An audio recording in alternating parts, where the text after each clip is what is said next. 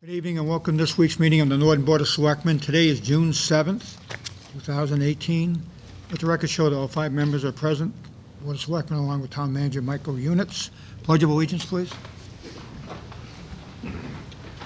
Pledge of allegiance to the flag of the United States of America and to the republic for which it stands, one nation, under God, indivisible, with liberty and justice for all. Okay, thank you. Before we get going, I have an opinion from the Attorney General. If someone would like to do a recording tonight, and it's an open session, it's an open public meeting, but I am required to notify everyone in the audience that there is someone out there who may be using audio and video tonight. We do it anyway. We record through the cable access. I know Peter does some stuff back there once in a while too, but I'm authorizing this person to do it. The only reason I'm notifying you folks is to let you know that what you say to your neighbor may get onto somebody else's device, so be careful what you say. But just to let you know there's someone out there doing it. Okay. On the licenses and permit, we have an application of Courtney Alexson for a one-day beer and wine license to be utilized at the Everett Leonard Park on Saturday, June 23rd, 2018, from 12 noon to 3 p.m. for a private party. Anyone have any questions? The application is in your file. Everything seems to be in order. We have sign-offs from the police department, the fire department, the building inspector. Everything seems to be all set. I move that we approve the one-day beer and wine license for Courtney Alexson for June 23rd from 12 to 3 at the Everett Leonard Park. Second. We have a motion and a second. Any further discussion? Seeing none, Mr. Flaherty? Yes. Mr. Steele? Yes. Mr. Salvo? Yes. Mr. Bramwell? Yes. And I too vote yes. Next on the agenda, we have an application of, here it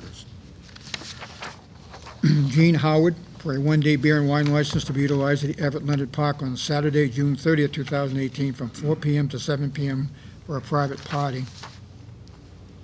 Again, everything is in order. Everything has been signed off. Anyone have any questions? I move that we approve the one-day beer and wine license for Jen Howard for a private party from 4 to 7 p.m. on June 30th, 2018 at the Everett Leonard Park. Second. Motion and second. Any further discussion? Seeing none, Mr. Flaherty? Yes. Mr. Steele? Yes. Mr. Salvo? Yes. Mr. Bramwell? Yes. And I too vote yes. Thank you. We have a request from Tricia Belden for a permit for the Susan G. Coleman's Impact Ride, a one-day cycling fundraiser event to pass through the town of Norton on Saturday, September 29th, 2018. You all have a copy of the request in your file along with the maps. Anyone here from the organization? Okay.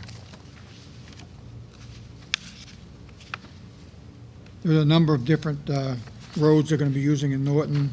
They expect from 100 to 150 people passing through Norton, but not all at once, maybe 30 at the most at one time. It's a 100-mile race. It's 100 mile. All the applications have been submitted. Anyone have any questions?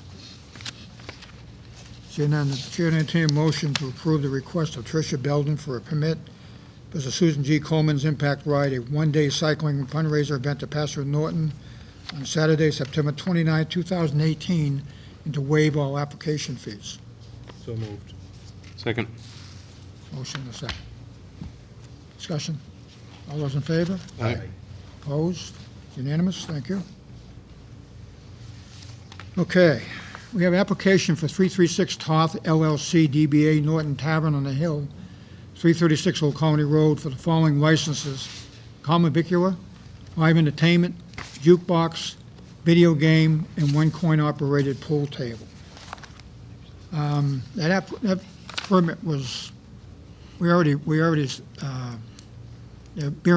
alcohol license has already been granted. I guess they failed to get the rest of the permits necessary, so the reason why we're coming back and looking at this again. I mean, everything is in order. Anyone here from 336? No? Okay.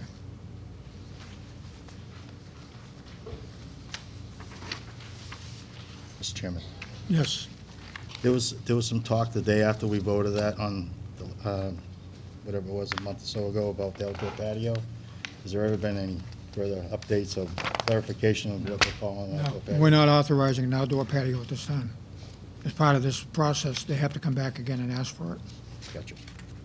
The live entertainment, I know we had some conversation about that also, but I believe it was all inside. They were talking about having maybe a person with a guitar or something playing off in the corner.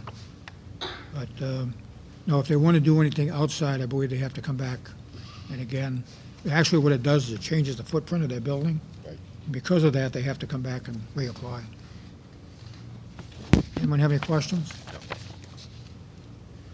Okay, Chair, entertain a motion to approve the following licenses: common vicula, live entertainment, jukebox, one video game, and one coin-operated pool table at 336 Toth LLC DBA Norton Tavern on the Hill, 336 Old Colony Road. So moved. Second. Discussion? All those in favor? Aye. Aye. Aye. Opposed? Unanimous? Thank you. We also have a application for Suzanne Titus for a 1D beer and wine license to be utilized at the Everett Leonard Park on Sunday, August 26, 2018, from 12 noon to 5 p.m. for a private party. You have that application also in your file. Beer and wine only, and it has been signed off by all the inspectors. 80 to 85 people will attend. Any questions?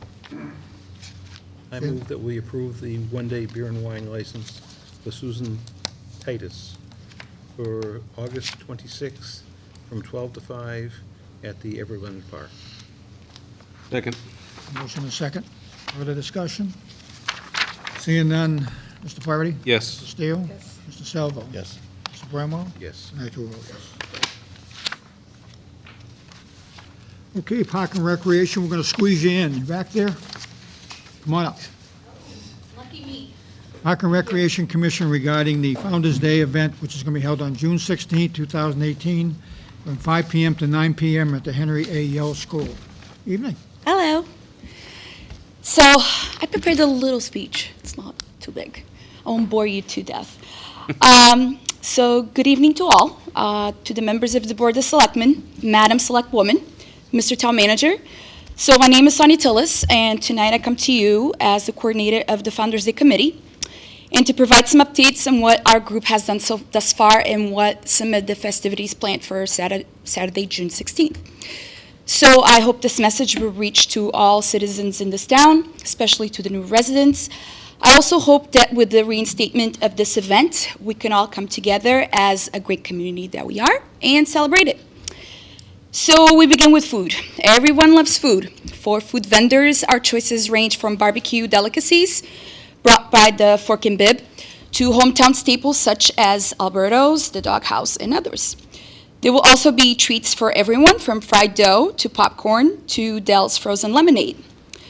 The Norton Pop Warner will also be there to provide some delicious goodies. All in all, we have something gastronomic for everyone. For entertainment, we'll have a few local bands, from CRS Project to Unlikely Strummers to Vinyl Frontier. Our Norton-owned Amanda Galpin and Alexandria Peza from Bella Music, I went to school with these girls, they're awesome, will perform the national anthem in America the Beautiful. A new DJ will come and entertain us all in the midway, while kids and adults alike will play old-fashioned games and revel in some of the rides provided by a few of our sponsors.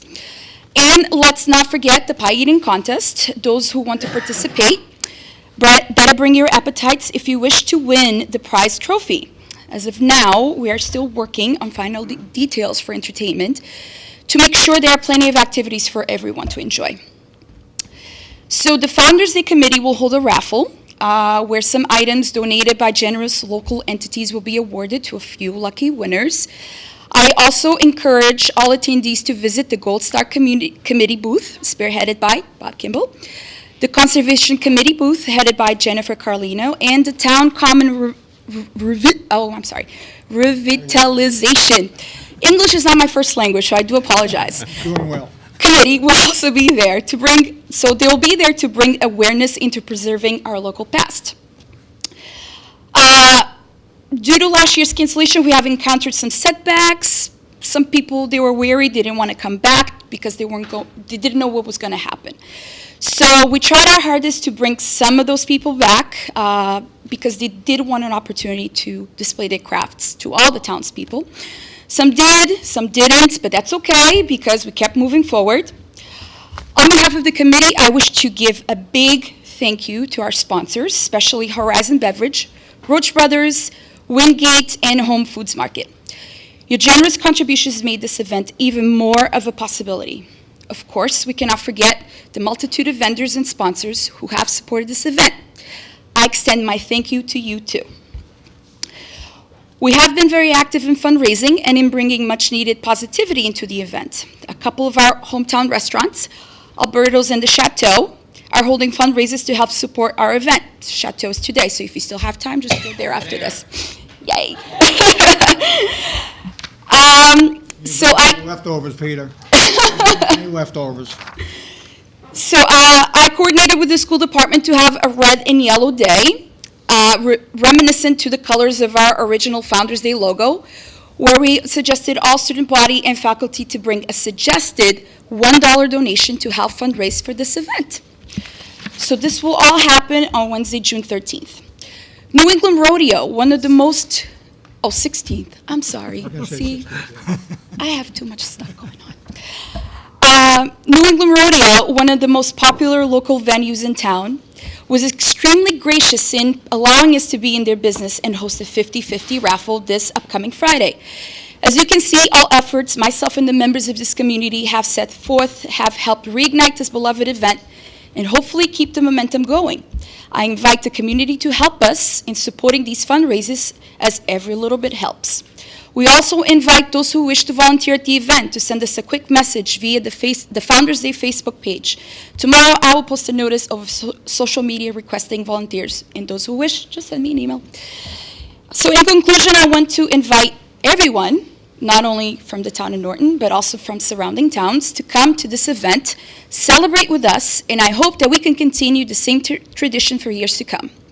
The day will culminate with a fireworks celebration, something that I hope everyone will enjoy. It is my wish that this event can bring all of us together into a collective celebration because, after all, we love this town. Hashtag Norton Pride. Thank you.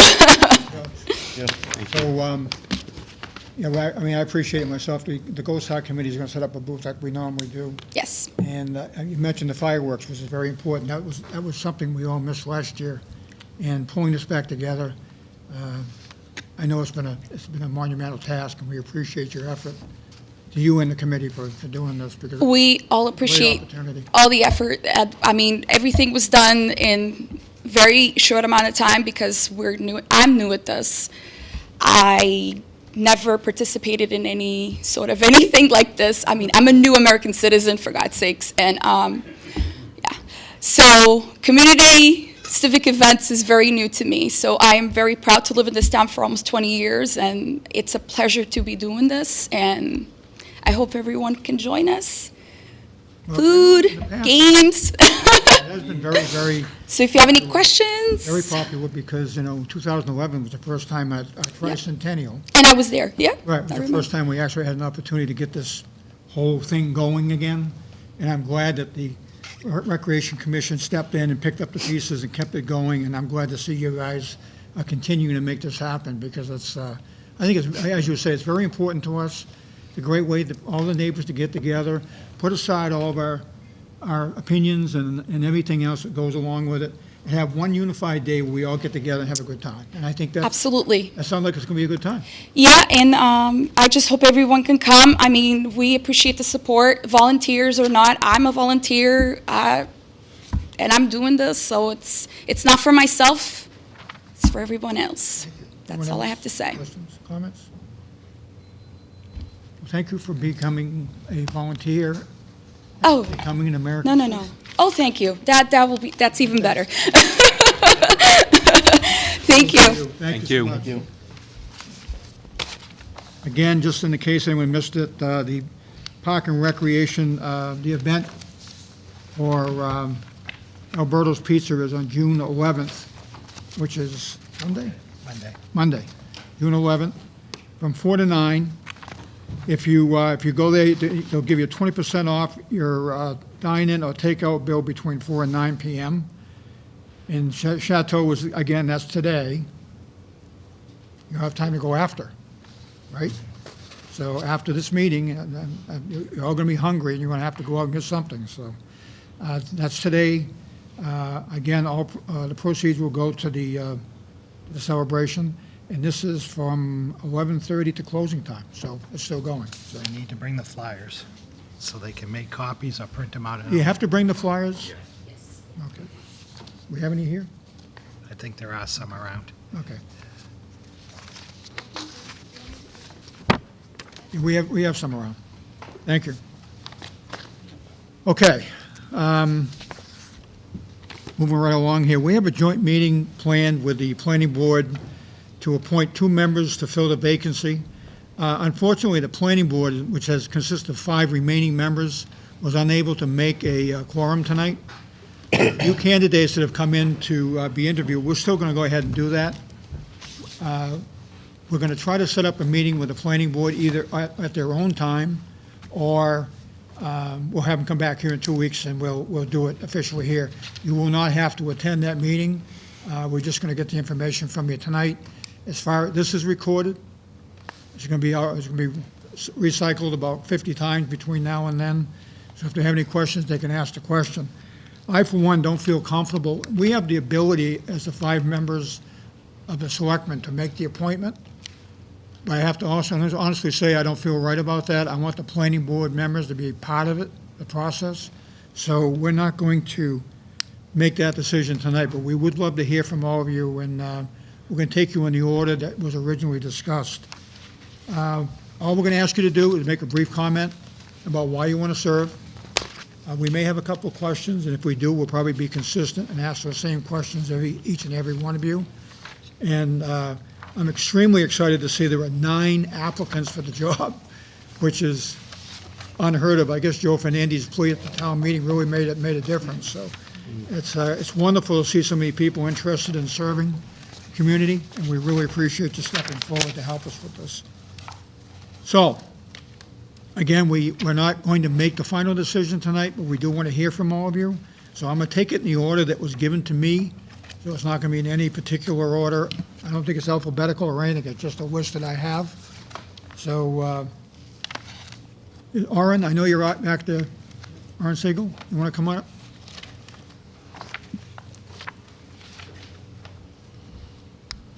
Thank you for coming. Thank you for volunteering. Thank you for having me. In my letter to you, I've indicated a little bit of my background. Basically, I've been an attorney for 45 years.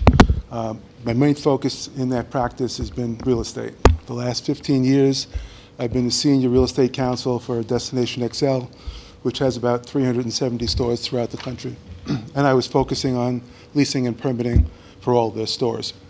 Before that, I was associate to a firm, partner in another firm, and had my own firm, where I basically represented retailers, the developers, owners in the maintenance, management, and leasing of not of only commercial, retail, residential, and industrial space.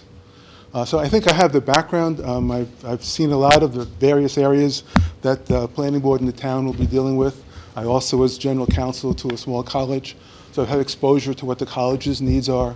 I was general counsel to a retail division of Optel Corporation, which is a public company. And I was basically general counsel to a developer, Wassman Group, who developed condominiums, office buildings, mostly in Newton, and owned hotels and restaurants throughout the state. My exposure to the town started, as most of you may have been aware of, the 40B project at 274 East Main Street. And in that, I really got exposure to several of the boards in town. I worked with this board, and with their cooperation, I think we're relatively successful in getting a project that was right-sized, or as best we could do, given the 40B projects and the limitations we have with it. But in doing that, I also was very active in looking through the ZBA process, which took over a year and a half with numerous meetings, in which I was very active in. That followed up with the Conservation Commission and the Water Sewer Commission. So having that exposure, one of the things that really was interest to me was a need of overlap. Everybody has their own avenue that they work in, and they'll respond as they are needing to respond. But I felt a little bit, as a resident, the need to have the boards operate a little bit more cohesively and collectively toward a goal, so everybody was not working off of different areas, and answering the question and leaving it at that and not getting an answer was not the solution. So that's why I want to get back and be active in the town. This opportunity came up, and I would look forward to working on the planning board. Any questions? Planning board, I'm going to extend the, well, actually, there's two members coming, so come on up, Mr. Chairman. We're going to hold the interviews, Joe, but we're not going to make a decision tonight. We're going to conduct the interviews, but we're not going to make a decision. We'd like to do it as a joint meeting between both the planning board and the board of selectmen. You don't have a quorum. No, we don't have a quorum. I mean, the law, you guys can make it. We're aware of the law, but I think there's 5 of us here to feel kind of uncomfortable about appointing a planning board member without the input of the planning board themselves. Okay. So what we were asking these folks to do is to give us their presentation tonight. It'll be recorded, others can watch it. Sure. And then either we'll come to your meeting, or you can come back to our meeting, and we can make a final decision, Okay. okay? So, Orin just made his presentation. You missed it, but you can watch it. You can watch, I think you know Orin anyway. But I think one question I would have, and I'll get us started, and I'm going to extend the courtesy, by the way. I don't want public conversation about this, but I am going to extend the courtesy to the 2 planners and allow them to ask questions if they'd like to ask it. It's not a quorum, but I think you guys have the right to ask questions. So my first question is, Do you want to have them introduce themselves? planning board members? Okay. Well, Mr. Joe Fernandez, you're chairman. You want to introduce yourself? Oh, You have a mic right in front of you. yeah, I just want to make sure there's no one else here. It's just Just the two of you. Tim and I, Tim's last name? Higgins? Griffin. Griffin, I'm sorry. Peter's right there. Yeah, that's right. I had Peter on the mind, I guess. Peter Griffin, and we have 2 other members, 3 other members, but couldn't make it. That's fine. So. Things happen. We get it. So my first question is going to be, if you are appointed, and I'm going to ask this to all of you, if you are appointed, would you consider running in a year? Because this is only good until April of 2019. 19. So. Yes, I would. Consider running? Yes, I would. Okay.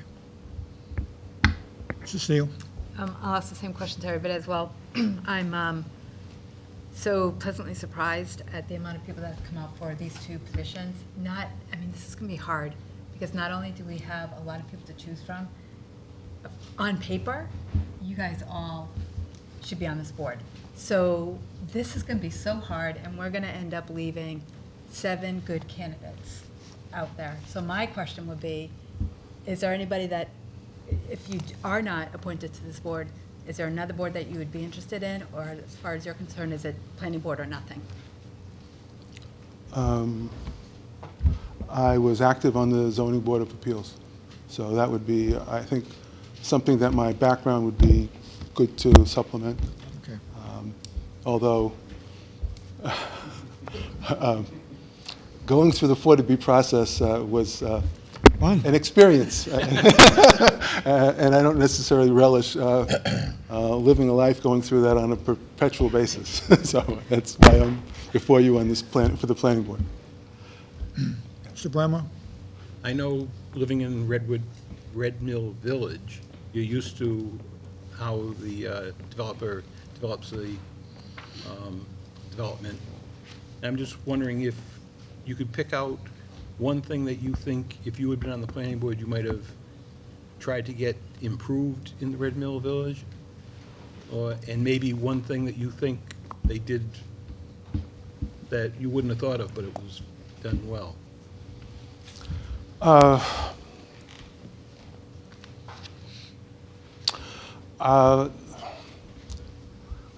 Speaking on behalf, well, relative to the town itself, I would have myself liked to have seen a little bit more controlled oversight on the project itself going forward. I think in hindsight, at this point in time, which is granted 7 years out, 12 years out, there were things that I would have thought the town, necessarily the planning board, but the town would have been more on top of than I feel that they were. But in terms of planning the project, I think the town was very much impressed with the project as it was presented. I think they started off with a very well-designed project, and I think that was true. Whether you get into whether the parking was right, whether I don't know that those are major problems. I think more of them was us coming in at the end of a long process, finding out the things that hadn't been taken care of that really should have been in coordination with the town. That's going through conservation and going through some of the issues we're having now with what we have to do with the property itself. Okay. Thank you. Any questions? Planning board members? No? I think Ms. Steele took my question. Mr. That's Griffin? okay. Oh, she took it? She does that all the time, you know. It's a good question. Anyone else? Thank you very much. Thank you. Thanks for volunteering. Okay, next on the agenda, we have Mr. Michael Toole.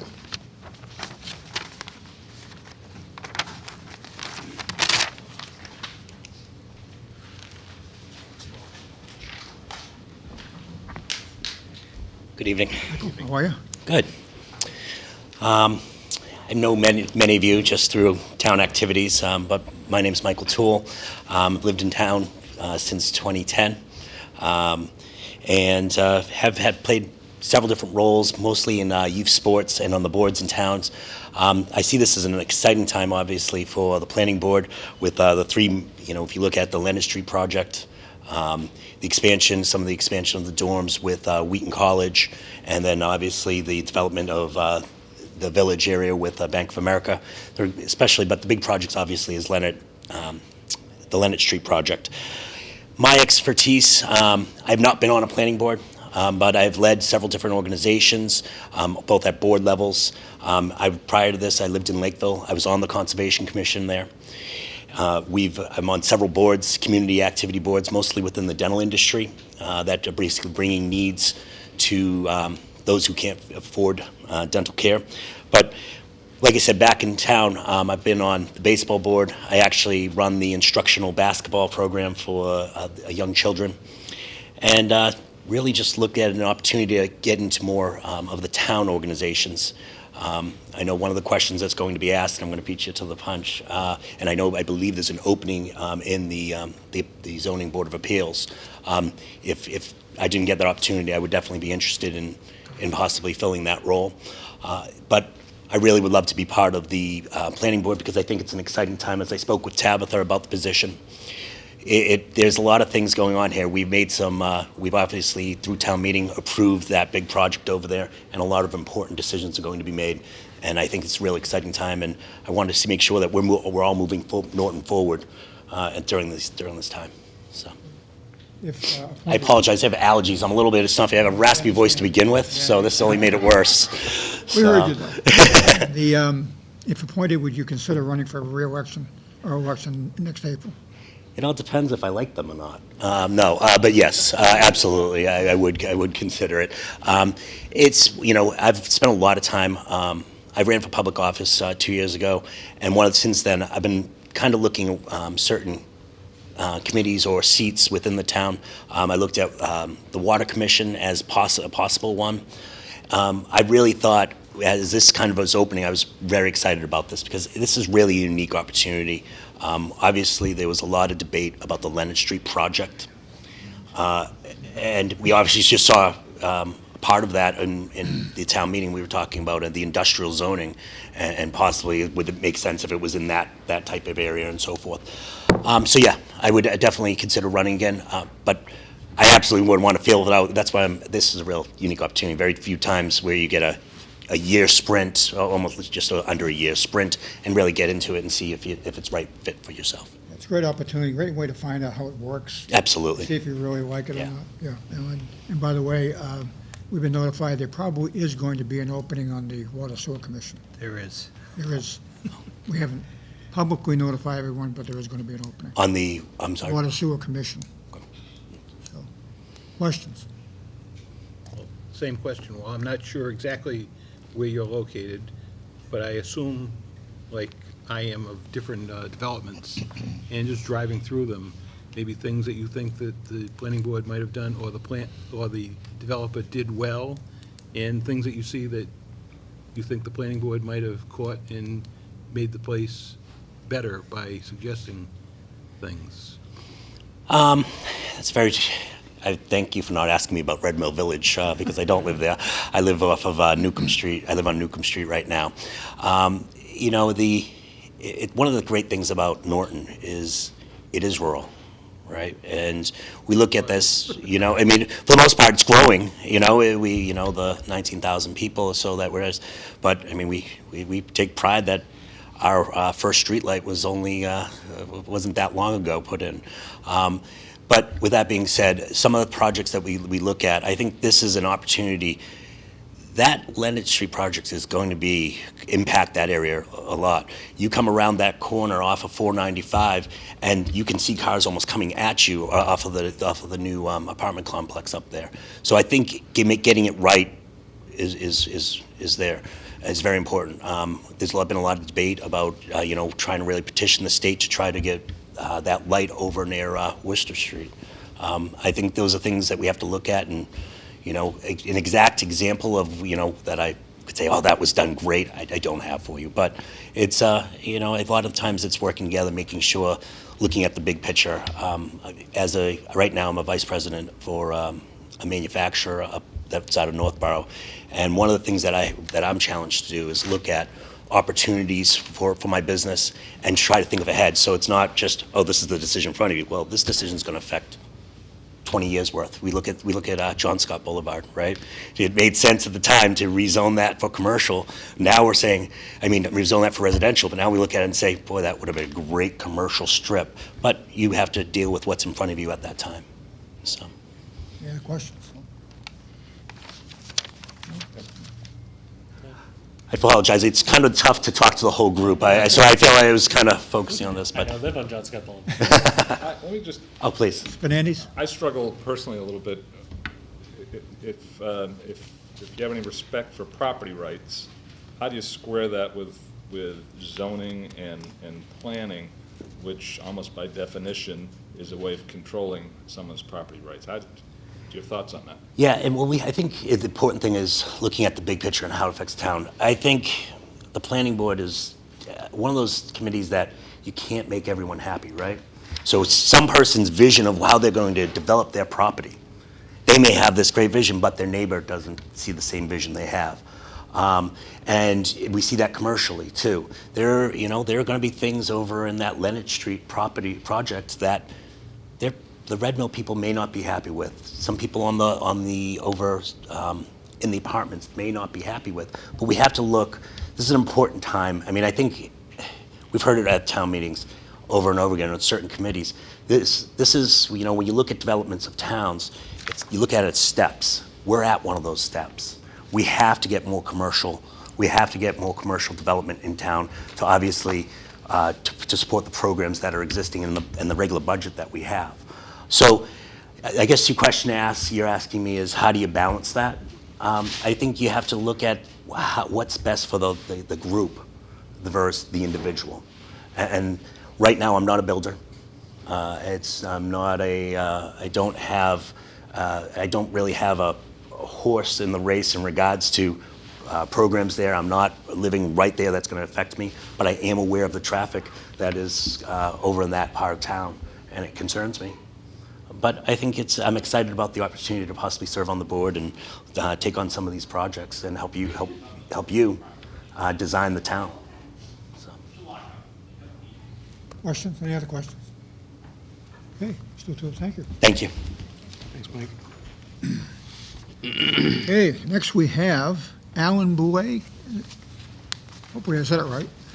You got it right. I did. That's impressive. All right. Good evening. Evening. My name's Alan Boulay. Been in town since 2009. One of the first things that got me thought of getting involved in town is I have two small children in the school system currently. I started off 2 years ago. I'm on the site committee, site council for the JCS school.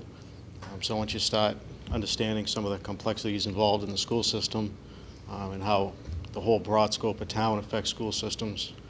I've been in general contracting and construction since I was 18 years old.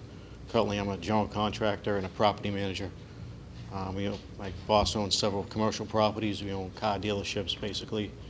And it seems every couple of months I'm before a zoning board, a planning board, a conservation commission. First experience being when I was about 19 years old in front of the Historical Society in Boston, which was interesting, challenging. But being in front of all those boards, it's kind of interesting, some of the problems that come up and how everybody looks at them differently. Everyone has different opinions. Everyone looks at them coming from their perspective. So something like this, I kind of thought with my background and how I've been in front of them and seen how the builder and how the applicant is addressing their needs and bringing them to the board, that I would make a good member. So you've been on the other side. Been on the other side, exactly. If appointed, would you consider running for re-election? Yes, I would. I would also, the zoning board is probably the one I'm more familiar with than the planning board. I would have no problem with entertaining that as well in a year or two. Mr. Bramwell? I'll apologize to the first two only because my question, I think, is evolving as the answers have. At least mine's only going to be 3 times harder than. So, no, it's just, maybe if you could pick something involved in the oversight of the planning board that you would feel strongly about, would be your mission like? Like all the towns now, I think the medical marijuana and the marijuana licensing and zoning is very hot. I believe that's one that's going to be a very hard decision for everybody. I have seen a few different ways in a few different other local towns that have done it, like Norwood, Bridgewater. It's one of the hot button issues. I think that one's a very good opportunity for the town. And obviously in town meeting it was highly discussed. And I think there's a few different other avenues where we could go instead of just zoning areas for it, either industrial or commercial. I think there is a couple other ways to do it. That's one of the areas. And then obviously the Leonard Street area being a big opportunity for the town in the near future. No one's asking, but these guys weren't involved in it, but as a retail manager, I've always hated CVS and what's Ace Hardware now, and the way it was set up, and the driveways that were. Shared driveway. I mean, that's an example of what he's talking about. It's just, every time I go in there, I shake my head. You know, it probably wasn't one of our golden moments, if you know what I mean. Not going to get everything right every time. Yeah, no. And I can say that because none of them were involved, so. Any other questions? Planning board? Mr. Fernandes? Two things. You mentioned as an applicant being on the other side. What as an applicant did you take from some of those appearances before the board before boards in terms of how you would treat the general public as a board member? I think some of the things are obviously cut and dry in zoning bylaw, building code, things like that. Then there's a lot of things that are really up to personal opinion and common sense.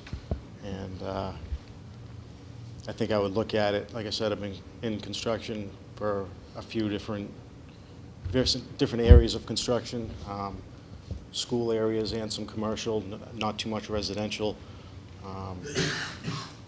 But I think I could look at it from the applicant's point of view, but more from how it would affect the town as a whole, or how it would affect the neighbors or the community. All right. Thank you very much. Thank you. Thanks for volunteering. Thank you. Appreciate it. Thank you. Okay, next, I'm going to try this one. I apologize in advance. Honoria De Silva Kilgore? Did you hear? No? Okay. I'll never know if I'm right. That's the problem. Ben Dyer, are you here? Neither of them had submitted letters. So. Sorry? Neither of them had submitted any letters. David Heaney? Come on up. Evening. Good evening. Thank you very much for the opportunity to discuss the planning board position with both of you. I assume you have both the letter and the resume that I submitted. So the resume, I've been in IT for about 17 years. The resume is super nerdy, and I apologize for that. But hopefully it shows some of the experience and progression that I've had in my career. So as I said, I'm Dave Heaney. I've been in town for about 5 years. I currently have 2 beautiful children that are finishing up 2nd grade at the JCS. And I'd just like to take a minute to talk about why I'm excited for the opportunity to be part of the planning board and why I think I could add value to it. As you can see on the resume, I've spent my past 5 years at TJX, which, if you're not familiar, is the company that owns Marshalls, Home Goods, and TJ Maxx. And in my role there, among other things, I'm accountable for cybersecurity, strategy, and planning. So my job, or that part of my job, is really to take what we want to do to protect the organization, tie that back to our long-term business goals, and figure out how to execute that. And obviously, that's not the same as municipal planning, but the concepts of strategic planning, strategic thinking, and tying back to broader goals of the larger organization, I think lend themselves very, very well to being able to apply the sort of critical thinking and analysis that would be necessary for this. I also think that my cross-team experience is a big plus here. So a security organization can't do anything by itself. We rely on upwards of 5 to 8 different teams to get done the work that we need to do. And as you can imagine, their first priority is not always what we would like their first priority to be.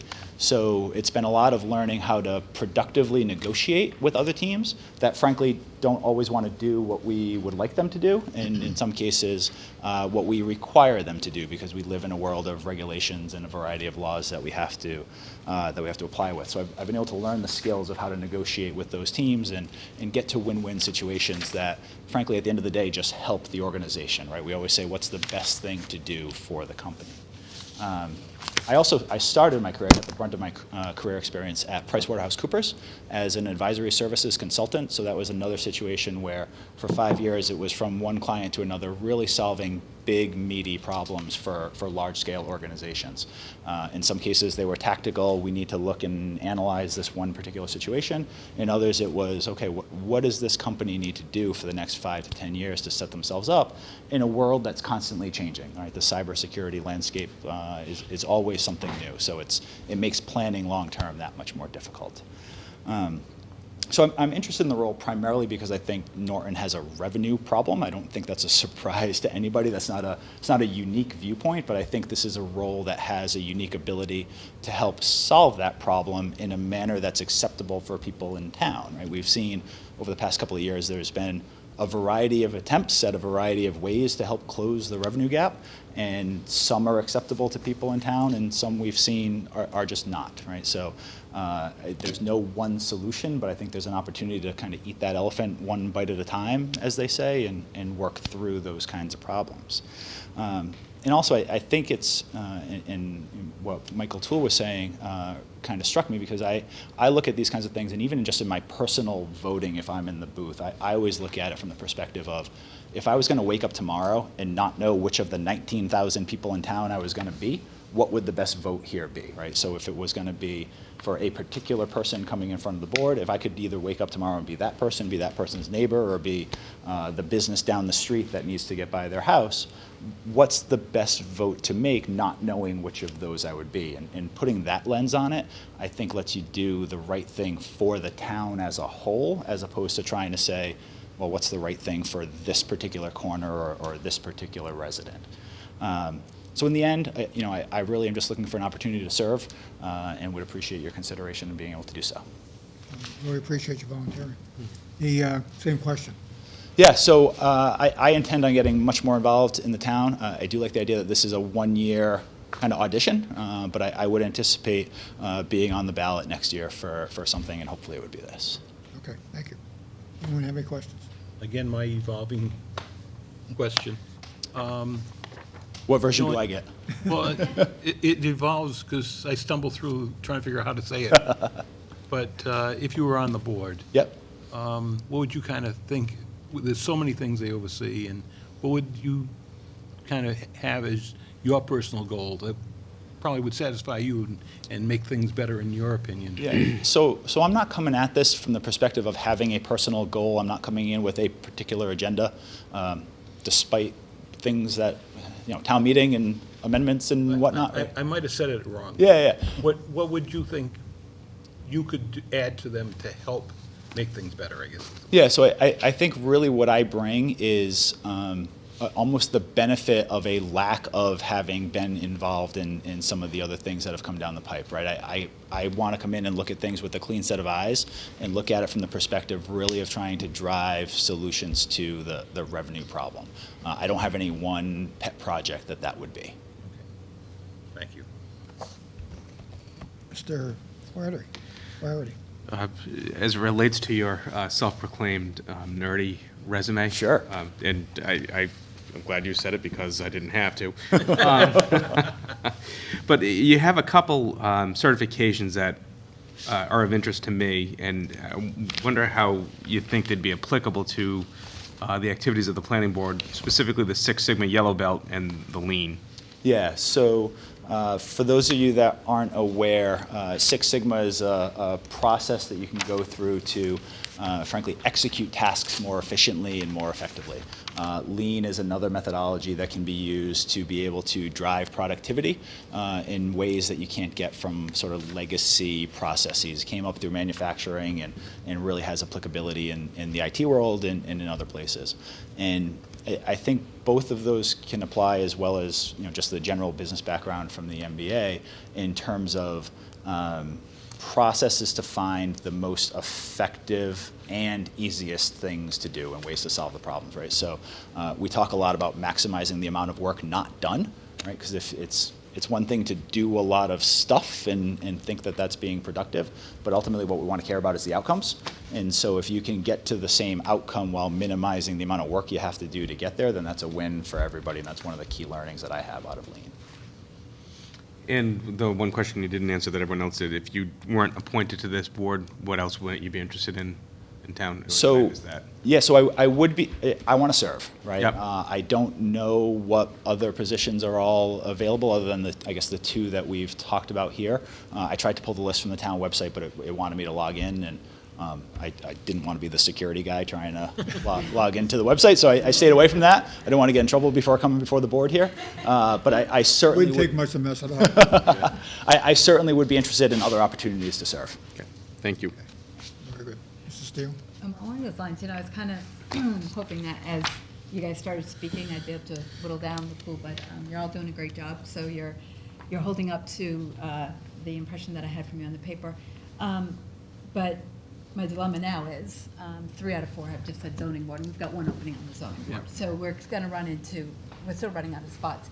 Well, one thing I wanted to throw out there, now I'm not looking for a commitment from you, but I just want to throw it out to everybody. There's one committee in this town that has been defunct for a couple of years, and I really think it's a critical committee, and it would be the Yep, Industrial Development Committee.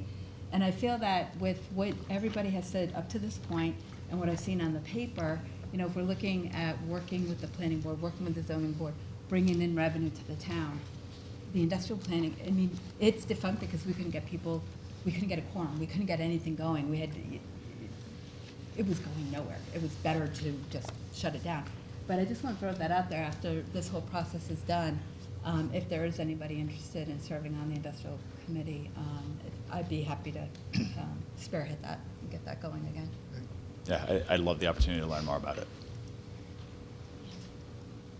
Mr. Fernandez, Mr. Griffin, anything? Same question. Property rights versus zoning. To be more specific, someone's looking to develop a piece of property and you have neighborhood opposition. Whose rights trump those of the other? So to me, it really is about what's best for the town, and if I'm analyzing those kinds of situations, I would again take that step back, assume that I could be any one of these people, whether it's the developer, the other people in the neighborhood, or someone on the finance committee that's trying to find a way to make the budget work, and try to answer it from the perspective of, if I didn't know which of those seats I was going to be in tomorrow, what would I think the right thing to do would be? Thank you for volunteering. Thank you very much for the Mr. time. Griffin, you got something? This is kind of specific to IT, but Oh, from a boy. larger context. How do you feel you address the problem of kind of user or resident inertia in what they have always done in terms of computers and passwords and things Yeah. like that, which are obviously focus on your mind versus kind of what's going on in town in terms of this is how it's always been? Yeah, so the theoretical answer to that question is always, well, we'll sit down and we'll talk to them and we'll help them understand why this is really for the greater good. And that just never works, right? Because people, whether it's an IT user who's always sent their email a certain way and just wants to press the same button, or to your point, right, people that are going to be affected by a development in town, there's inertia and there's emotion in that, right? So it gets to the point that you can only explain so much, and then sometimes you just have to move forward and do the right thing. And generally, what I've seen when we've made, we have a 45,000 person user community at TJX. It's a pretty large organization. There's an eruption at first, and then people eventually settle in and say, you know what, the new way is actually not that bad. And I think you see that in a lot of different scenarios across a variety of different things. Anybody else? Thanks again. Thank you very much. volunteering. Thank you. We really appreciate it. Thank you. Hey. Renee Deely? Renee? Oh, that you?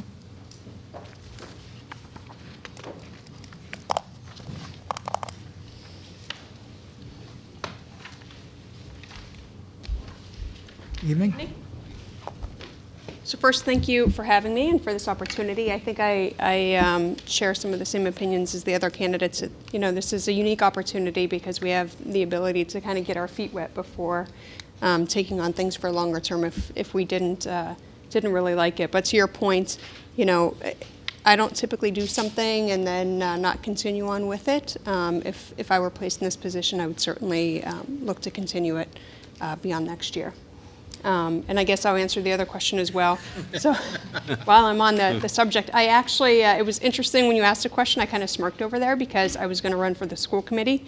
I actually picked up the paperwork. I just happened to, I think it was more of a timing issue. I happened to walk in to get my dog licenses and I saw the announcement there. I'm like, oh, let me take a look at this. So I got the paperwork and really it was just a matter of timing in the winter months and having two small children and trying to get signatures, you know, after hours and who's going to, you know, open their door to somebody in the dark. So it was a bad timing, but certainly, you know, something that I'd be interested in. My background's primarily in emergency management, and I know that there is, I believe it's the Greater Attleboro Emergency Management Committee, or I'm not sure exactly what it was called, but I noticed it on the website. So there is, I do have interest in other areas as well. In respect to this position, I have to say, so I have a pretty interesting job. My job really focuses on the what if. Like people come to me with situations and kind of similar to Dave with the cybersecurity, you know, I challenge them to say, well, what if? So a lot of what I do is in assessments, evaluations, understanding what the risks are, understanding how people are impacted. I think it's, you know, there are some similarities in respect to the planning and understanding the growth of the community. I think one of the things as well that's very important to understand is while I agree that you won't please everybody all the time, I think that we always have to consider, you know, why did people move here before we make a decision that may impact that and have people leave. I spoke, I think, the last time at the town meeting, and I mentioned, you know, we really need to bring people here. We need to figure out ways to do that. Certainly revenue is an issue, and if we brought people here, that would help. But there are other things as well that we need to consider. So, you know, that would be in respect to my perspective on the planning board, really understanding, you know, how does this impact the community, not only just the people directly impacted, but overall, and is it something that we want to do, you know, going forward. You know, I have two young kids. They're 4 and 2. I plan on staying in Norton. Certainly don't plan on going anywhere for a while. I want them through the Norton school system. So, you know, it's important to me to be involved and think about what can we do to better this community and what can we do to bring in some positive change. And change in most people's minds certainly isn't positive. But really the attractive part of this was when I talked to Joe after the meeting and I said, well, what are the skills or qualifications? And he said, none. I'm like, well, sign me up. You know, my whole life that was not the case. So if Pretty you, much runs everywhere. yeah. Yeah, so if you, if it's as simple as that, I'm certainly willing to put my foot in for that. And I have to say, no, Mike, you were asking questions of Dave about his certifications, and at first I thought you were looking at my resume because you mentioned something about Lean and Six Sigma, and I'm like, oh, well, we have very, very similar backgrounds in that regard. I thought I messed up the resumes with the Oh. last page. Yeah. Was it? I do. No. No, it's you. It's, yeah, Okay. it's, yeah, so we've received the same last page on 2 separate resumes. Oh. And his came up first, so, Well, I hey, you just did know- a great job answering the question. Yeah. I just made that note to Ms. Steele. I was like, wow, really good job. Yeah. I know, I was like, huh, that's great. Any other questions? I'm going to beat. A revision? You're going to get it right I'm eventually. going to Keep beat it going. until I know what I want to say. But if you were on the planning board, I guess, what special skill maybe would you bring that you think you could make it better? That's a great question. And I think I'm going to it's. stick with it. I'm going to rate it. Yeah, well, you shortened it up a bit and you kind of targeted it, so I think it's a great question. I think it's a couple things. One is I don't have experience with any planning boards in respect to real estate. I have my real estate license. I don't practice, but it is something that I wanted to learn more about. I think coming kind of with that blind eye and really understanding and wanting to be committed to the community and making this a place that more people want to come to, I think adds value. I certainly approach things with a kind of a risk-based approach to make sure that we're doing the right things the right way. In respect to, having been, I've been here for 8 years, and some of the things that I think that we should consider, I think I live on South Washington Street, so every morning I go out to a very bad intersection, and it's not uncommon to see accidents, specifically in the summer when traffic increases because, I think mainly because of the Comcast Center or Xfinity Center. But, thinking about holistically, how do we make this a safer community? How do we make it better and, again, more appealing to people? So I think kind of coming in with that lens would add value to the planning board. Thank you. You're welcome. Flaherty? So with your risk management background, how do you think that will apply to the planning board in terms of helping them make risk-adjusted decisions? Or do you think that your background in risk management will have little to do with the... Can you give me an example? Well, so if you're looking at something from a risk management perspective where you're trying to determine if maybe doing nothing is the best alternative, Mm-hmm. or what you give up in order to have a project go forward. Mm-hmm. Is that something where you think that your background's going to help you to make a good adjusted decision based upon those that analysis, or is it completely irrelevant? No, I definitely do. I mean, that's kind of, it's inherent to my nature and what I do, and goes along with, constantly doing assessments, constantly asking what if, understanding what the impacts will be, not only of, a direct project, but maybe that project down the road. How does that, again, how does it change the town? Is it really the direction that the town would want to go? Is it something that is a benefit? Is it short-term? Is it long-term? Is it residential? Is it commercial? I mean, I think, like I said, my job primarily is to ask the question, what if? Yep. So constantly when we do that, we're looking at the risk. We're trying to understand the impacts. We're trying to understand the benefits. And long-term, like one of the things that I felt, and I asked a couple targeted questions at the first night of the town meeting, because I feel like in some regards when we do projects that we're not fully taking into account what are some of the other options that we can have. And I mean, this was directly in respect to the sewer work that was being done. And, it's twofold. It's one, I think as a town we can do a better job of communicating to the residents and communicating overall, whether it be versus or various channels that we do it with. But also I think just in looking at some of the projects that are going on, again, to your point, do we do nothing, or is there an alternate solution that we could put in place? And I feel, and maybe it's just not having been involved for that long, that I don't have the information, but I felt like as part of the presentations to us, that they were very focused and less regard to what are some of the other options that we could have under consideration. Okay, thank you. Anybody else? Gentlemen? You mentioned you've been in Norton for 8 years, so something obviously attracted you to Norton. I want to ask you what that was, but whatever it was, has that been enhanced, in your opinion, over the last 8 years, or has it diminished?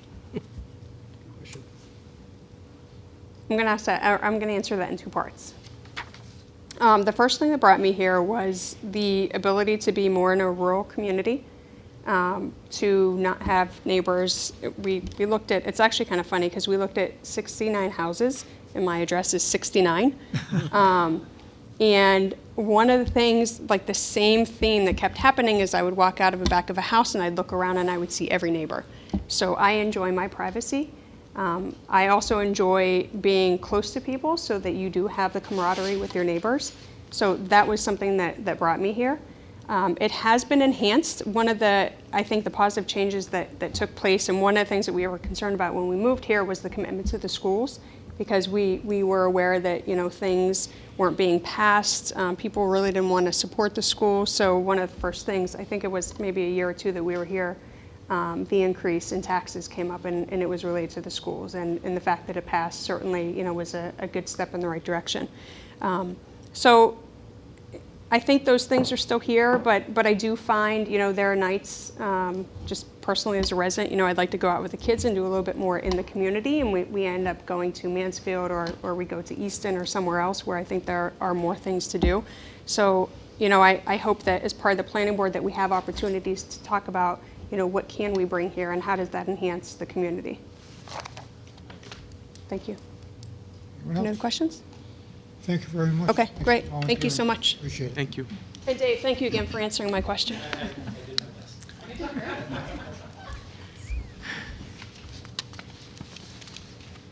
Monique Medina.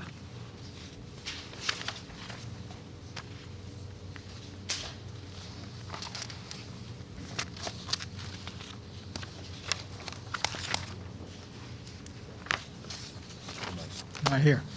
Okay. Okay, this next one I'm not too sure about. I'm gonna give it a try though, because it's two different names. I have Julie Duncan. Oh, yeah, that's me. That's Oakley? Oakley? Yeah. Okay. That's it. There's all these names with question marks and, Duncan is my maiden name. Julie's my married name. okay. Good evening, thank you. Thank you. Um, I'm going to tell my husband that you called me Julie Duncan. That's going to go over great tonight. All right, so. Oh, here we go. No. Actually, it's kind of funny. Well, he'll get a very big kick out of that, not because you're in trouble, but good evening, Chairman, distinguished members of the Board of Selectmen and the Planning Board. My name is Julie Oakley. I live at 6 Beverly Lane. I have been here 8 years as well. I'm seeing a recurring theme tonight. I am the mother of 2 young boys who go to LGN, and my husband and I came here about 8 years ago and have called this home ever since.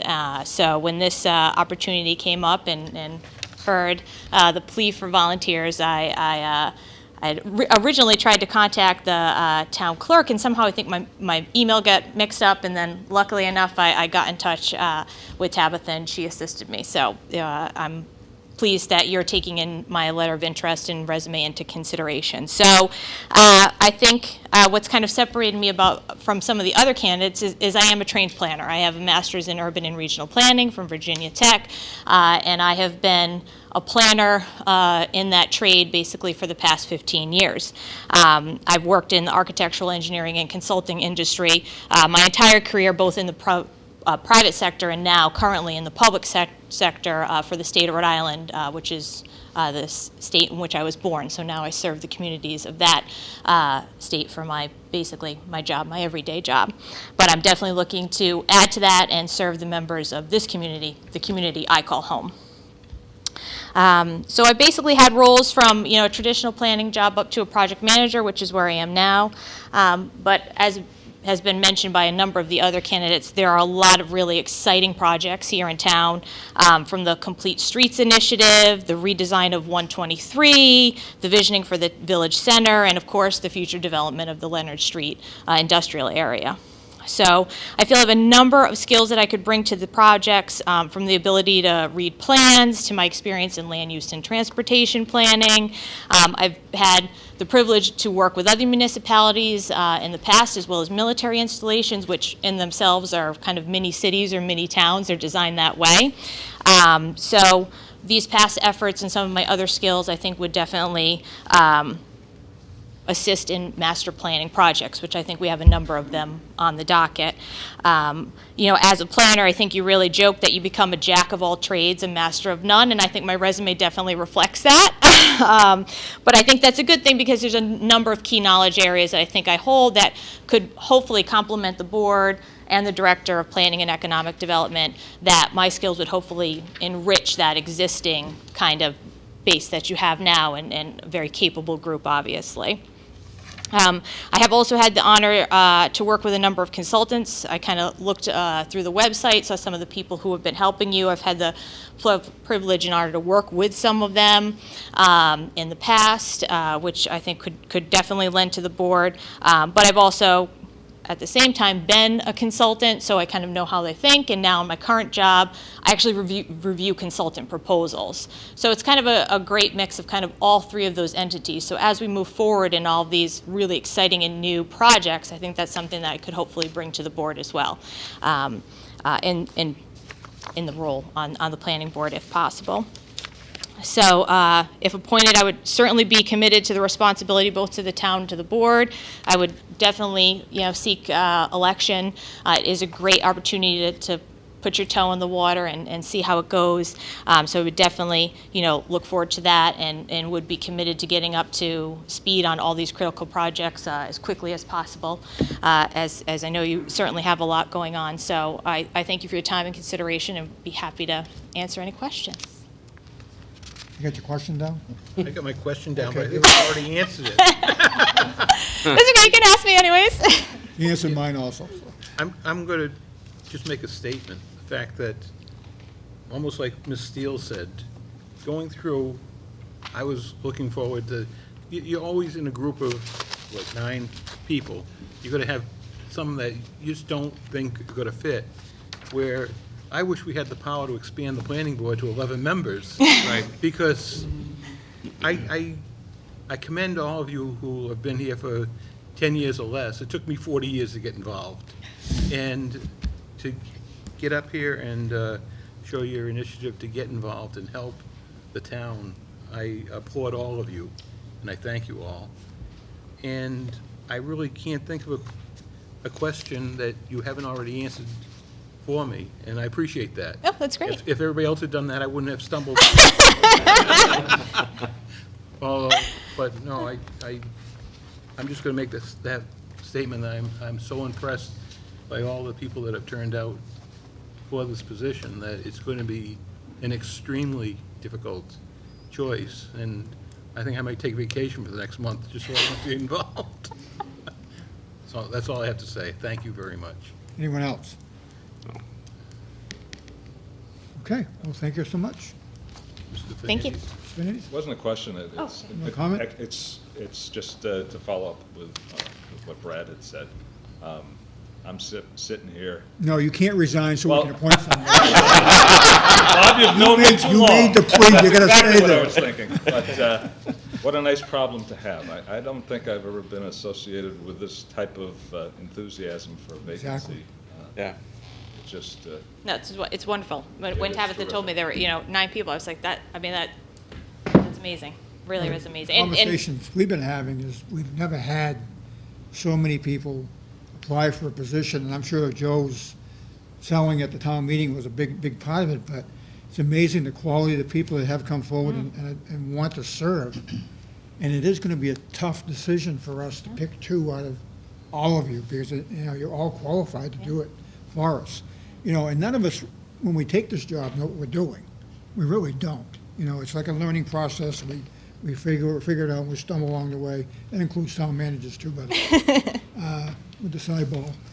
But I think, it's exciting to me that so many new people are getting involved and trying to get involved. And I know there's a lot of negativity going on out there right now, but this is a very positive step. there's a lot of great things happening here tonight that I think are very, very positive. And the quality of the people is amazing. It really is. I mean, you guys are above and beyond what we expected, at least what I expected. So, Mr. Chairman, I think like next meeting, we should get together, get a list of what boards are open and available so we can let everybody know that if there's something they might be interested in serving on, if they don't Yeah. elected to this board, so. Yeah, there, I mean, I did kind of the same thing like David said, but, tried to see what other vacancies were there, and, I did see like the permanent buildings, committee, the alternative transportation committee, those two kind of, popped up. I thought, I obviously am heavy in the transportation sector right now. Most of the projects I'm working on are capital projects, so, yeah, I think it'd be great if there was, opportunity to kind of look at that, and then, obviously have extremely viable candidates that then, if not appointed to the planning board, could potentially, let you know what other ones they'd be interested in. It's a great. just think how exciting the Water and Sewer Commission could be. I don't think I want that one. I'm not as convincing as you are, Joe. I just don't have it. Okay, well, I really appreciate Thank you very much. your volunteering. Thank you, everybody. And I just want to say that if you don't get appointed to the planning board and there aren't any other vacancies on any other boards, please don't never come back again. There vacancies happen all the time, so if you can keep watching and see when they're posted on the town website, it would be helpful for everybody.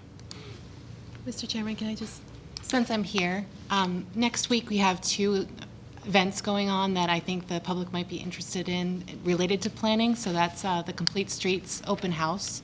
That's on Tuesday, and that's at 6:30 upstairs. And then we have a visioning session for the Village Center, we're calling it Project, and that is on Thursday at 7 o'clock at the Yale School. That's 6:30, I'm sorry. 6:30 at the Yale School, and there'll be food and childcare provided. So it'd be great if people come out, if they're really interested in planning in Norton. That's a great chance to have your voice be heard. Okay, thank you. Thank you. Did I miss anyone out there? I think I've got all the names, so I just want to make sure I didn't miss anyone. Okay. So, Mr. Chairman, we have to make a decision, and, what we can do is, 2 weeks from tonight, we meet again. If you guys want to set up a meeting between now and then, I'm sure some of us have the flexibility to come on another night, if that makes more sense to you.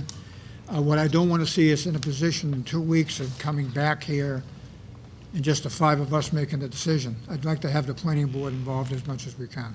Yeah, although if I thought I'd be successful, I'd still like to see you go ahead and exercise your right, because I think you appoint any two of these people and the board is that much better off. I don't envy participating in trying to select two and disappoint seven. So you want to throw all the pressure on us? Sure. Mrs. Steele? Mr. Chairman, before we even ended up in this dilemma tonight, looking through the resumes, I knew that this was going to be a tough decision. So I'd spoken to a couple of the board members, and I had actually thrown out there, let's have them in, let's listen to everything, and then digest, and then have another meeting with the planning board. I just think that I'm not ready to make a decision tonight. Yeah, I agree. I mean, if I was forced to, I would, but I just feel like there's a lot. I took some notes. I'd like to go back and look through it. Yeah, I agree. So, we have not set a meeting, a future meeting, but we'll do that, and I think we'll shoot for 2 weeks from tonight to meet with you and wrap this up, because, as has been mentioned over and over tonight, Leonard Street is looming, and we need a board. Yeah. And it's hard to function with only 5, and if 1 or 2 are gone. Especially when it comes to special permits. Right, You special need those permits is people. even You more need difficult. all of them. Need 5 Unanimous, minimum. And again, I want to stress to you folks that volunteered, you don't have to come back. You're more than welcome to. If you'd like to come in 2 weeks from tonight, you're more than welcome to attend. You don't think there's any possibility of meeting between now and 2 weeks from now? I mean, I would meet as soon as possible. I can't speak for the other members, Just but have to poll everybody. Yeah, we'd like to get this Yeah, I forced understand. to completion. I'm flexible when everybody wants to do it. I mean, as long as three of us show up, you know. No. Three of you Let's show not- up. I'm not letting you off the hook any more than you let me off. I'll be there. I'm No. just saying, if this, Before you arrived, we kind of left it with Tabitha that if she can get a poll of the planning board, that will meet at their convenience. Thank you. but if not, we can be back here in 2 weeks. We'll put you back on the agenda in 2 weeks. All right. Well, let's use 2 weeks as the drop-dead deadline. If we can get it wrapped up sooner, better. Okay. Okay. And what we'll do with you folks is if we do call a meeting between now and then, we're gonna let you know. We'll give you a phone call or something and let you know we're meeting before that time, okay? Thank you very much. Thank you. Thank you all for coming. Really appreciate your input, and it's very exciting, really is.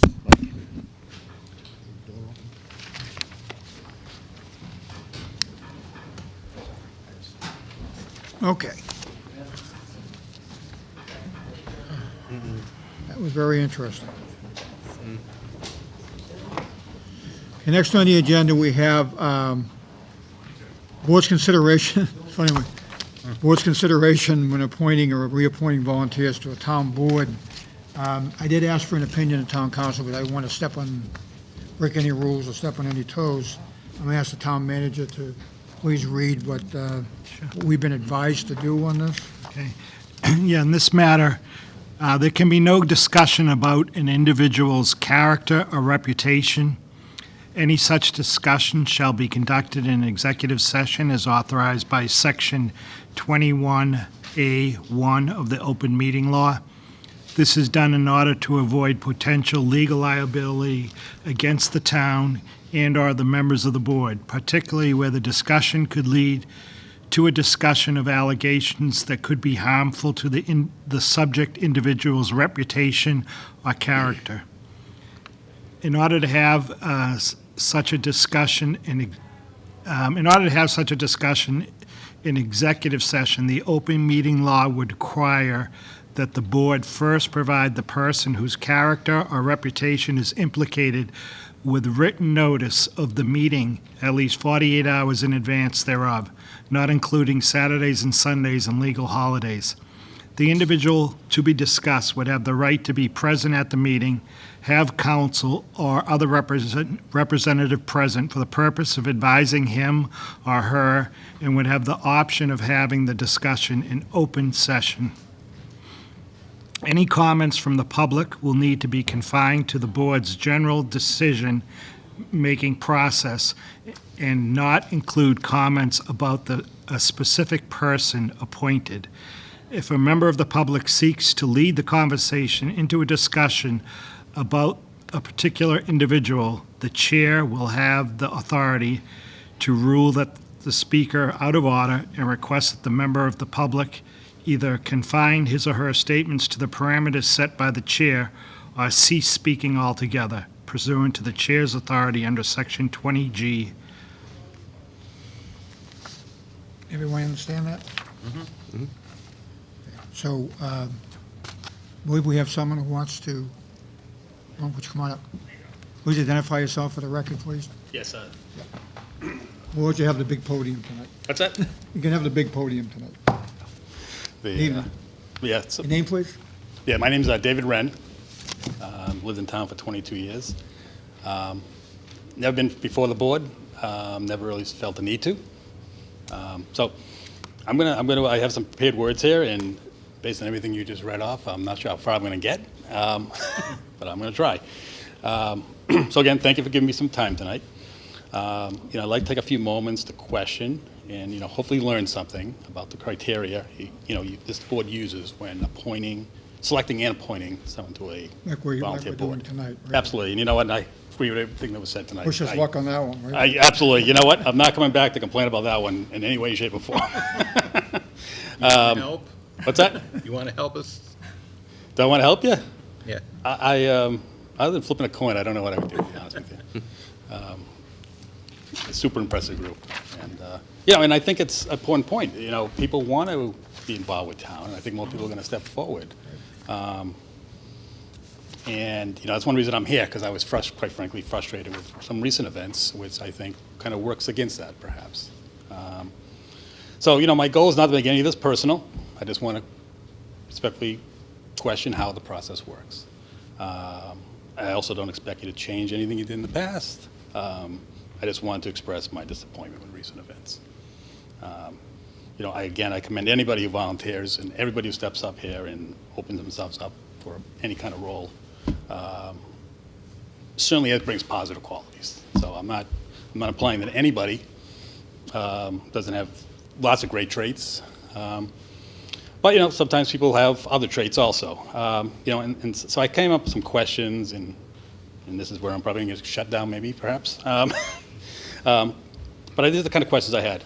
Are someone's actions outside of their official role as a town representative considered? For example, a person's conducts and statements made about the citizens of the town at public forums. If the person, going in a position, a volunteer position, is going to be representing the town to external groups, are there any criteria that are more important to consider versus, say, a position on a board that's, interacts with people in town? For example, should this person be perceived as someone who can respectfully interact with others, who can certainly have their own agendas, such as citizens of other towns and state officials? Does the Board of Selectmen consider the contents of the letters received from state agencies concerning possible actions of its citizens in regards to campaign finance laws? I'm sorry, You're out of order. I'm laughing not because I think it's funny, but the difficulty that you're in because of the restrictions. Yes. And I can see. I'm trying to dance around it. I dropped a word in there somewhere. I just want to interrupt for 1 second and suggest to you that continue asking your questions. Try not to get too, if you get too much into a particular area, I'm going to have to shut you down. Yep. You know what? I won't do that. I want you to have that opportunity. And I'm going to be, as one, perfectly willing to answer any of your questions when you're done. Sure. To be honest with you, I'm not going to get into the letter that I'm referring to. I have it with me, but I have no intention of flipping over to it. I can't allow that anyway. Sure, and I never intended to. Because that's not my point. I don't want to get into those kind of details. But I do wonder, when you do review those kind of letters, do you think about the concept of accountability? Do you consider what message is being sent to the rest of the town, the citizens of this town, when you appoint somebody who was mentioned in these types of letters? And those are really my three questions, my three general area questions. And I hear a lot of talk around town, on social media, and rightfully from this board also, of how the town needs to move forward and work together to get over some of the challenges we're facing. But I think if you're really serious about that, you need to consider, and I respectfully suggest that you consider how it's perceived and how you review and assess candidates, and consider the message you're sending. Are we really trying to move forward, or are the actions of the past just don't matter? And that's really all I got to say. Those are my... Well, I'll speak first, and I'll let others speak on their own behalf, but I'm a volunteer too. Sure. And I volunteer for a number of committees, not just this one, I'm in others too. And when I look at someone, first of all, I don't consider myself a judge and jury. I don't get into that. I interviewed a number of people tonight that I thought were excellent, but I really don't know them. Sure. So if they have a history of any sort, there's no way for me to know that, nor do I want to know it, because it's not in my position or my right to know that. If there's somebody who has done something in particular that I'm aware of, that I'm reappointing, I do make that as part of my criteria. But in general, what I look for is a person who is dedicated to the job, keeps us informed, and attends meetings. And it may sound like it's not a lot, but it's a lot, because we have appointed a number of people over the years that have come in here gung-ho, and they're gonna do their thing, and they never attend anything. We never hear from them again. Over the years, I've appointed a lot of people, and it's funny because sometimes I'm in a position where you and I might be at odds. We may have a different opinion. Sure. I mean, but that's just the way it is. Yeah. And we may be going at it a bit more than we normally do. 6 months later, we're shoulder to shoulder doing another project that's important to both of us, and we're on the same page, so to speak. So a true politician would hire or bring in or appoint someone that follows their same philosophies. I'm not like that. My opinion is, I don't always want someone to agree with me, so I'll look at people differently and say, well, they have a different point of view, and I can appreciate that. When it gets into the personal character of people, over the years, I've appointed many people that could be considered questionable, but they did a great job. And, I mean, I can, off the top of my head, I can think of 3 or 4 in the past who have been elected officials that I have fully supported, even though they've done some questionable things. So I try to keep an open mind as much as I can and try to appoint the person I think is going to do the best job for all of us. Be kind of a mainstream type of person. It's frustrating when you get a group of individuals that can all do the job, and you have to whittle it down to the right ones. And that's why, in this particular case, like the case of the planning board, I would love to have their input too, because in my opinion, they're the 5 people that have to serve with the 2 people we're going to make the appointment to. Now, if they don't want to do that, I'm fully prepared to make that decision on my own. But I don't really want to do that. But I hope I answered your question without crossing the line myself. You know, I've known people over the years that maybe we don't particularly care for each other and we don't agree with each other's views, but we have been able to work together for what is in the best interest of the town. And that's my reasons for making any appointment, regardless of who it is. I kind of do that on the election part of it, too. Sure, and I understand everything you just said. I mean, that makes perfect sense. But, you know, but not only doing the job, I mean, you do send a signal when you nominate, when you select people for these roles. And, you know, people are perceived certain ways based on what they've done and said. Yeah, I mean, And, you know, that signal, I think, is that message you send is important. Not only can they do the job, but the message is also important. Well, and I understand that, but I'm not quite concerned about the message I sent on that. Okay. Only because it's not, again, it's not, I'm not a judge. Not my position to judge anyone. I wouldn't want anyone to judge me, you know. I mean, I'm trying to do the best job I can, but, you know, I make my mistakes too. You know, if you're talking about a mass murderer who was, Sure. I mean, we're talking 2 different ends of the spectrum. If you're talking about a group of people that maybe one person took the bullet, I think that probably is part of the process that I would have to think about when I make that appointment.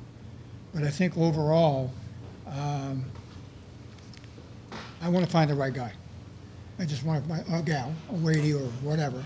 You know, I just want to find the right person that will come back, give us feedback, let us know what's going on, you know, and have that constant line of communication going. And I'm not going to prejudge anyone based on some information that I might have received, and I really don't know that much about, to be honest with you. So, anyone else? I'm trying to figure out how to answer it without Do- having him laugh at me. He's laughing already. So. No, I mean, in general, usually, if we're talking about an incumbent for reappointment or versus someone that hasn't held the position, my benefit of the doubt is going to go to the person who's held the position if they've attended the majority of their meetings. They've, you know, taken the message that we have for them to the place that they're representing us. And to the best of my knowledge, still, prior to our appointment and to this point, I haven't heard anything in that case negative. And I think, I can't really say, but I think if you were to look at the tape, that I made a comment regarding differences between myself and a candidate. And so it's not like it's a mutual admiration society type thing. It's just that in this particular case, the person that I voted for had proven himself to do a good job in that position, and that's what I took into account. I did not take into account how it would appear to people on Facebook or on television or whatever other media, and maybe that's shame on me. But it's just, the way I look at it is, if somebody has proven to me that they are willing to do a job and other things in their life may not be the way I would like it to be, then I try to focus on what they're doing for me in that particular position. And without getting myself in a noose, I think that's what the only way I can say it. Yeah, But no. if I offended people, I'm sorry, but it was not intended. And like I said, probably we'll say in a different circumstance, chances are if I've got a incumbent who's served the position for years when we couldn't get other people to do it and has served well, I would probably side on that vote again in the future. Thank you. Anyone else? You guys answered everything I was going to say. I didn't do it out of a technicality where some person was better than the other. They were both individuals were good to serve on that board. And like I said to someone, was there a reason why we're making a change tonight? This person doesn't want to serve anymore, and that would be my question to put a new person on. But the previous things that this gentleman has done for us over the last 20 years is really helped this town substantially, and that's my decision to reappoint that person. And if I could say, off the record, if you'd like me to enumerate, I'd be glad to do it. Okay. I appreciate that. I'm going to Alberto's when I leave here, if you want to come. Monday night. Because I skipped dinner before I came here. Yeah, I know. Well, I'll probably go then too, but anyway, that's another story. Well, I appreciate your feedback. I personally do think that, and I hear what you're saying, the best person for the job, but, these are public roles. They were both good. They were both good. They were both good. Oh, absolutely. It's Oh, just- absolutely. I'm not, absolutely. But I do think the message and that this board, when you make these selections, is important. And I think it's more than just doing the job, a good job. It's more than that, in my opinion. We appreciate your comments, we really do. Yeah. And I appreciate your feedback, and like I said, I lived here 22 years, I never saw a need to come here, but I felt strong enough to come here tonight, because I And wanted to. obviously you did, and we do appreciate you taking the time to do that. We really do. I appreciate you putting me in general. Mr. Chairman. Mrs. Steele. I'd just like to say something. You know what, so in 12 years on the board, I don't think I've ever really had a townsperson come and ask the board to be a lot on the agenda to discuss a vote that we had taken. So, first of all, to you, David, you were upset. It was blown up on Facebook. I appreciate the fact that you took it out of that realm and came to see us face to face and ask why this board made the appointment that we did make. And then, in fairness to the board, being questioned on decisions that we make, if that vote had gone the other way, 3-2, we could have another person here tonight, from the other person's families or whatever. Sure. I just want to say that, coming together like this and talking about you don't like what we did, we're explaining back what was done and why. I think it does kind of bring us together a little bit more, and I think this is a good lesson for everybody that's out there. It's really easy to sit at home and throw things out on Facebook. Whatever you're unhappy about, come and talk to us, right? Now, I guarantee you that when we take another vote, we're going to be thinking about the conversation that we had with you tonight, and it may have a change in the way we vote in the future or whatever. So I would just like to say, thanks to everybody involved, for you for initiating it, and the board for engaging and answering the questions in a very respectful and reasonable way. Thank you, yeah. Sorry we couldn't have the whole conversation. I mean, there's. Well, I think everyone knows what we're talking about. And, Yeah, and I do believe they do. And the option obviously is exec session, but I'm not sure what that will solve either. I mean, what you want to talk about is really a public conversation we should have, and we're not able to do so. Mr. Chairman, I just like to address one thing. In all fairness to everybody that's, you know, complaining about a lot of things that hasn't been done, and this hasn't been done, this person did this person did that. I would love to have them as individuals call me by telephone and talk to me in person, then have to listen to it on Facebook or social media about how bad a job this individual did or that individual did, and this individual should do this.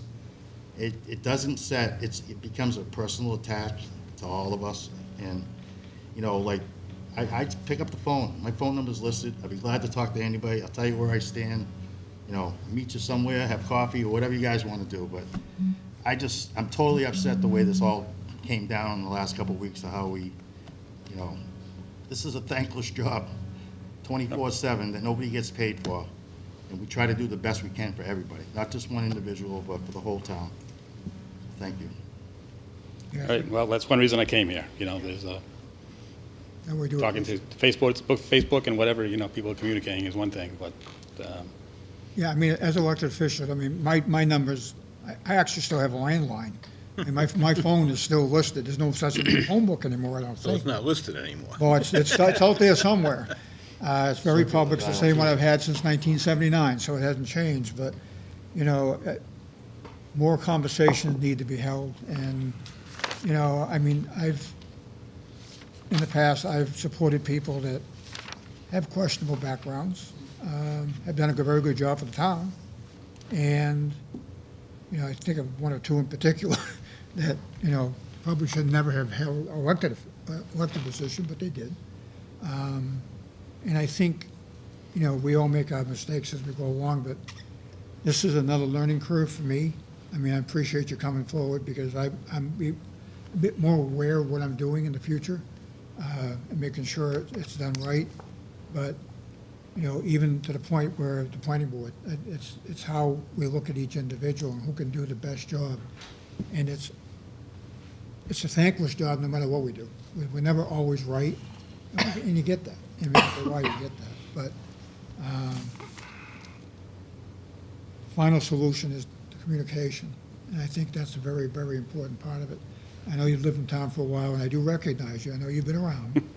So, and you have participated, so I appreciate that. But I think it's important that, you know, anytime you feel an obligation, we have rules and regulations we have to follow too, you know, agendas that we have to follow, that we can't deviate from, or conversations we can't have, and, Right. you know, there's all this stuff that we have to deal with too. But I just want you to know, and anyone to know, anytime there's a question, if we can't answer it individually, we can arrange for a public conversation about it.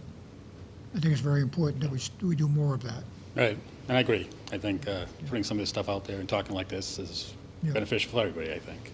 And, Yes, So- so much. We wish you guys would come every week to What's really that? see what goes on here.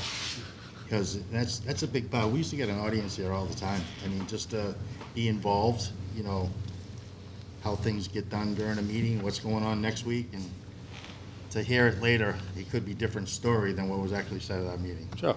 Yeah, just like me, I go to all these meetings and I, right, listen, keep everyone informed. If I may, along the lines of this communication, we have an announcement in our packet. And to try to explain to all the voters how the budget process starts and how it's brought to town meeting. June 26th, here at 6 o'clock, the town manager with the town accountant, the town treasurer, the town assessors, and the finance committee chairman are going to go through the entire budget process like a workshop to explain exactly how the budget process works from beginning to end. Because they'll be starting next spring's budget, probably in October, Soon. very soon. And so just because everybody seems to think it happens in a vacuum, this way here, they're going to, anyone who wants to come and hear it, they're going to explain exactly, and I assume it'll be taped so people can see it at home. They'll be able to explain exactly how they go about collecting, like the wish list budgets from each department on the municipal side, how they figure out what the funding is going to be, or estimating it, because we still don't know what the state is giving us for state aid. For the budget we voted, what was 2 weeks ago, 3 weeks ago.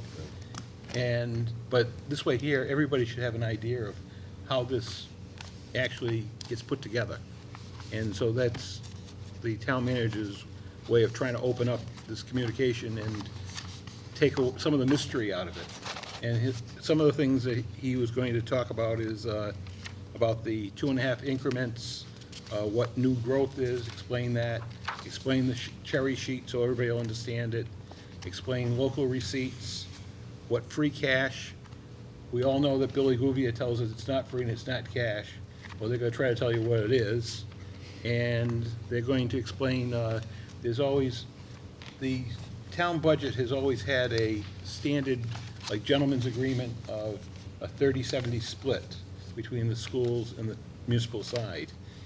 But that is after what they call fixed and shared expenses. And they're going to explain what fixed and shared expenses are, which include like all the insurance premiums.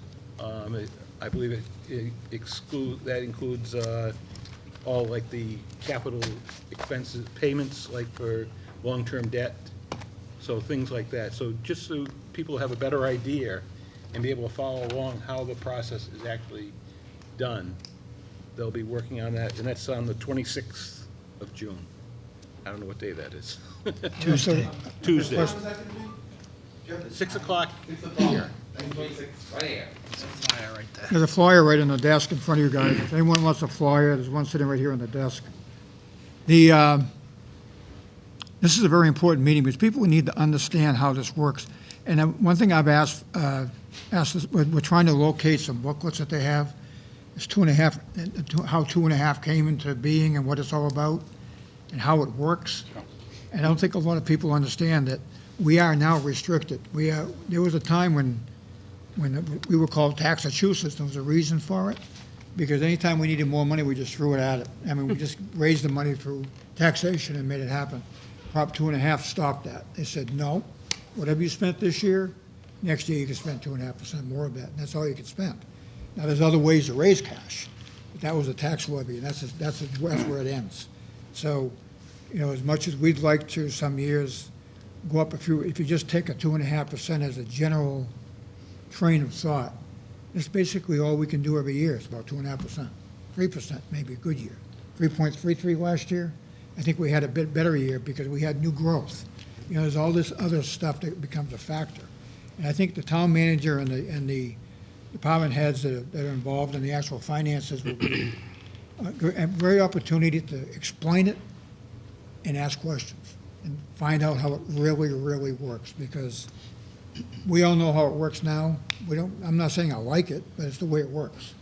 So I think it's going to be a great opportunity for everybody to come together, and hopefully this room will be full and we'll have to move it somewhere else. And There you go. just one other thing, I was just thinking, just to address some of the things, one of the things I read on Facebook, and actually, I think one of the comments was regarding they wanted to get the Charter Commission. And I think you had asked for clarification if that meant that the selectmen had no say in it or something like that. I'll tell you a little story. Just like Billy Gouvier, who got shot down at town meeting when he was on a charter review committee, I too was shot down at town meeting with a different charter review, which was geared towards the same end of Mr. Gouvier's.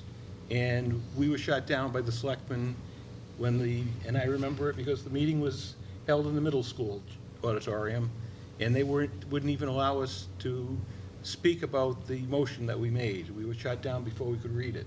So I too know what it's like, and I can tell you at least one member of the Board of Selectmen who would not get in your way, because I know what it's like I won't either.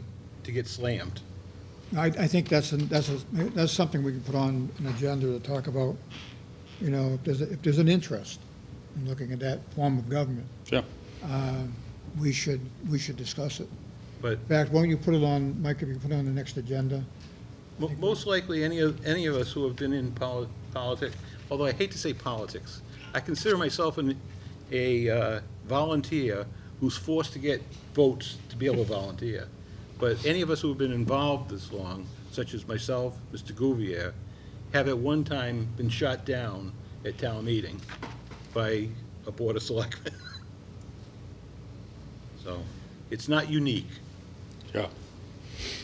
I think you'd find the general consensus is we're interested in looking into the opportunities, you know, what that offers. Yeah. You have to have a clear understanding about what it offers, because as a townsperson, the ability not to have any say, to a certain extent, bothers me. And I think that's, when you're getting into a different level of government, you've got to have a thorough understanding about how it works. And I think that's what we need to start discussing, how a town council works in comparison to a board of selectmen, how a town council replaces town meeting, you know, that kind of stuff. So, you know, there's other ways to get the information out, have hearings and stuff like that, but we'd have to do it. Well, I mean, I've been to town meetings myself, and they're an interesting event, to say the least. You know, and my personal opinion is, I don't think this, the way it's working now, I don't think anyone would say it's far from perfect. I think that's a fair statement. And certainly, and the town has grown. I mean, I've been here for 22 years, and this town has gone from, it's doubled basically in size. Yeah, very much. You know, I remember it used to be a $10 million school budget, now we're up to $20 million. So it's all changed, and things are changing. And so perhaps form of government needs to change too, because at some point, I don't think a town meeting is suitable for a town of this size anymore. Well, something we can look into. We can start doing some research. You know, we'd have to form a committee. Brad's aware of it. He knows how it works. When he says that the selectmen shot it down, I don't quite remember it that way. I mean, there were some issues that were brought up that created a problem with the way it was processed. Not on yours, but on the first one, where minutes weren't taken, and there was some issues that made it come to an end. I don't remember his. I do remember the first one. So I think, you know, the discussion should be had. And it comes up every few years anyway. Yeah. I think it's probably time to talk about it again. Okay. All right, well, thank you very much. Thanks for coming, David. Appreciate it. Thank you. Thanks, David.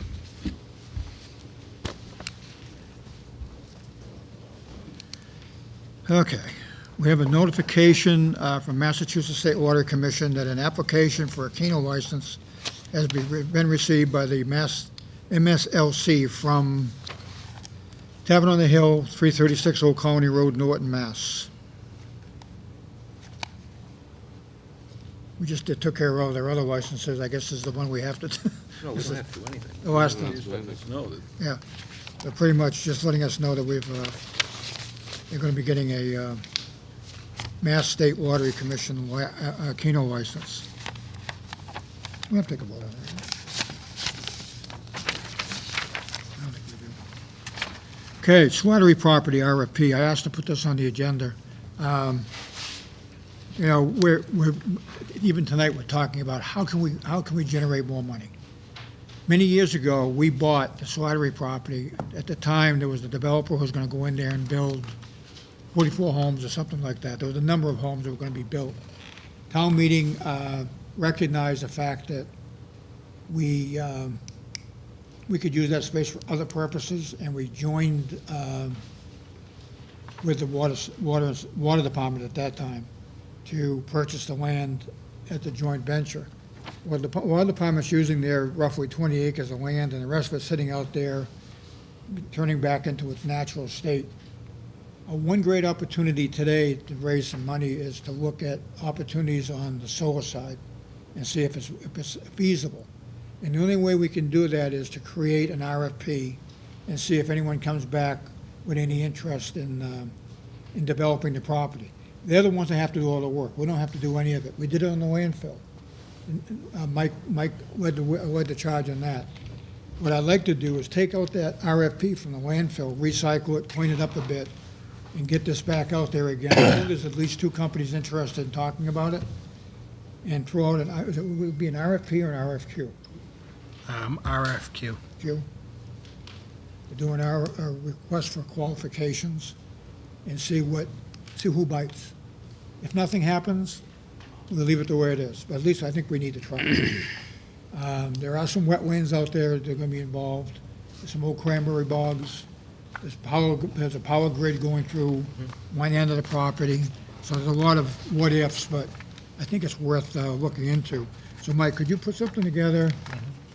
Not the next meeting, but maybe the meeting after, we put that on the agenda, we can talk about it? That okay with everybody? Yep. You know, again, we're trying to create a cash flow here that can help make it a better town. And these solar companies right now are not only through the money we can receive, but the grants and all the other stuff that comes with it can generate a lot of money. What are we generating on the landfill? Well, it all depends on how sunny it is. We generate 80,000 in rent, 40,000 a year in the pilot, and then we get the energy at 7 cents a kilowatt. So we get credits on our On your electric? on the town's largest bills. You know, like the high school is a large bill.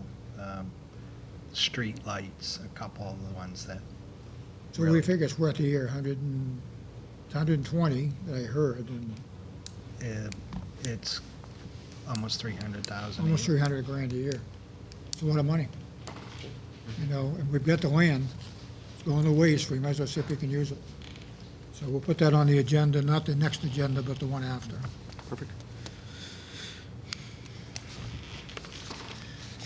And town managers report? Okay. At the last meeting, I announced that this year we had received $785,329 in grants, and we received another grant of $38,500. This is a climate vulnerability preparedness grant. So the main area we're looking at is the Walker Street area, the culvert. So this is to help you prepare resiliency during the storm events that we've been having recently that have been stronger than in the past and due to climate change. And so we're working on that area. And so this is a $38,000 grant. I want to thank all the department heads that worked on that and Serpide for helping us with that also. The building committee met Monday night and presented me with 2 preferred companies from the list of 8 for the senior center feasibility study. They'll be meeting again on June 11th to review all the proposals for the feasibility study for the town hall and provided me with recommendations after that. The water treatment plant, there was a groundbreaking held on Tuesday. So the company will begin construction next week, and it's an 18-month schedule. So their goal is to finish in 15 months, but it's an 18-month planned completion date right now.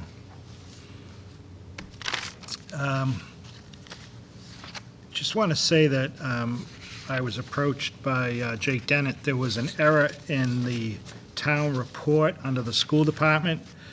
They had listed Jake Dennett in their budget with a salary of $144,000. Jake isn't in the school budget at all. So no one has been able to actually explain why that happened. We're still checking into it, but I want to apologize to him. That was not correct. And I know he was upset by it, and rightly so, but I'm sure everyone will understand that Jake wasn't making money at the police department and $144,000 in the school department. I want to thank the fire department, their fire alarm division, for the assistance they've given us in putting the banners up and taking the banners down for Memorial Day and now the Founder's Day. I want to thank them for that. And I just want to remind everybody, before that, the bike trail, we had a meeting this week with representatives from the state and the engineering office and engineering company that's developing the plan. And we'll be meeting next week with our town attorney to go over what we have to do as far as taking easements. We have a few streets that we cross that are public, but there's no layouts, so we're going to have to have layouts done on those streets. So we'll go over everything with the attorney next week. Even though this isn't scheduled for construction, be on the tip in 2021. We're trying to stay ahead, so we're not rushing at the end like we're doing with the Route 123 easements. We'll be working with Sharon Everett from Copeland and Page this coming week on both 123 and the easements on this, the bike trail. There was a notice that I provided you with. The town of Mansfield is looking to build a, well, not the town, but the planning board in Mansfield will be having a hearing for a special permit to construct a hotel/motel on the corner of Reservoir and 140, the old bubble. And it'll be a 75,100 square foot, 130-room hotel with a 6,000 square foot restaurant and 12,000 square feet of retail office space. So they're having that hearing on June 20th, 2018. And I imagine that would be important for anyone that lives on Reservoir Street. We'll have to look at traffic patterns coming out of there and what they plan on doing with that. When's that meeting? June 20th, Wednesday, June 20th, 7:15 In Mansfield. in Mansfield Planning Board's meeting room. Krignali Properties is the developer. Now, where, I think I sent you an email on this, where Norton owns the pipes in front of that, we own the sewer line in front of that property. When the sewer comes down Mansfield Ave, takes a right on the Reservoir Street, it connects to a number of Mansfield residents. That was part of the original agreement. But I think those pipes belong to us. So whether or not we have any kind of standing on the process, I don't know, but I know that the sewer line, that the infrastructure in front of it is town. owned by Also, the pumps, everything would go to the pump station. Yeah, and I'm concerned about making sure that our pump stations can handle that additional capacity. I'm not saying it shouldn't happen, I'm just concerned about whether or not we built stuff big enough there to handle it. If it has to be upgraded, they should Yeah. have to pay for Right. it. Right. I know the Water and Sewer Department is reaching out to them, the town engineer in Mansfield on that. And I don't know if you have the notice or not, but Beth Rossi wanted us to announce that the Kids Summer Cafe will be having their seasonal kickoff and ribbon cutting on Saturday, June 23rd from 11 to 1 at the Norton Glen Playground. There'll be free food, activities, and an opportunity to meet the summer lunch staff. So this is a program that will provide lunches for kids during the summer when they're not in school that normally would get free lunches at school. So Not anymore. it's a great opportunity for them. I want to thank Beth. I know she worked hard to get that program into the town. And I just want to remind everyone that we have a highway department of 9 people in a town that we're constantly, is expanding and adding park space, and the highway department is working their tail off. This spring, they've had to deal with cleaning up storm damage from the storms in March. They have to sweep the streets. They have to clean up the cemeteries and the parks. And I know people are getting impatient, but think about your own yard, how hard it's been to keep up mowing the grass recently in between rainstorms. Multiply that by 100. Plus they have people, it's becoming the end of the year, and they have to use up their vacation time or lose it. So, they're working hard, and, I know people are getting upset about cul-de-sacs, where their islands in the cul-de-sacs need some work. These guys are getting there, but it takes time, and they have limited staff. More on this subject too, I went by the Tricentennial Park Sunday, and I'm devastated by the condition of it. It's overgrown.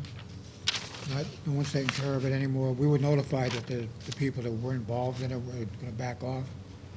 And I walked around and took a look at it, and I'm going to take a little bit of a personal interest in it myself.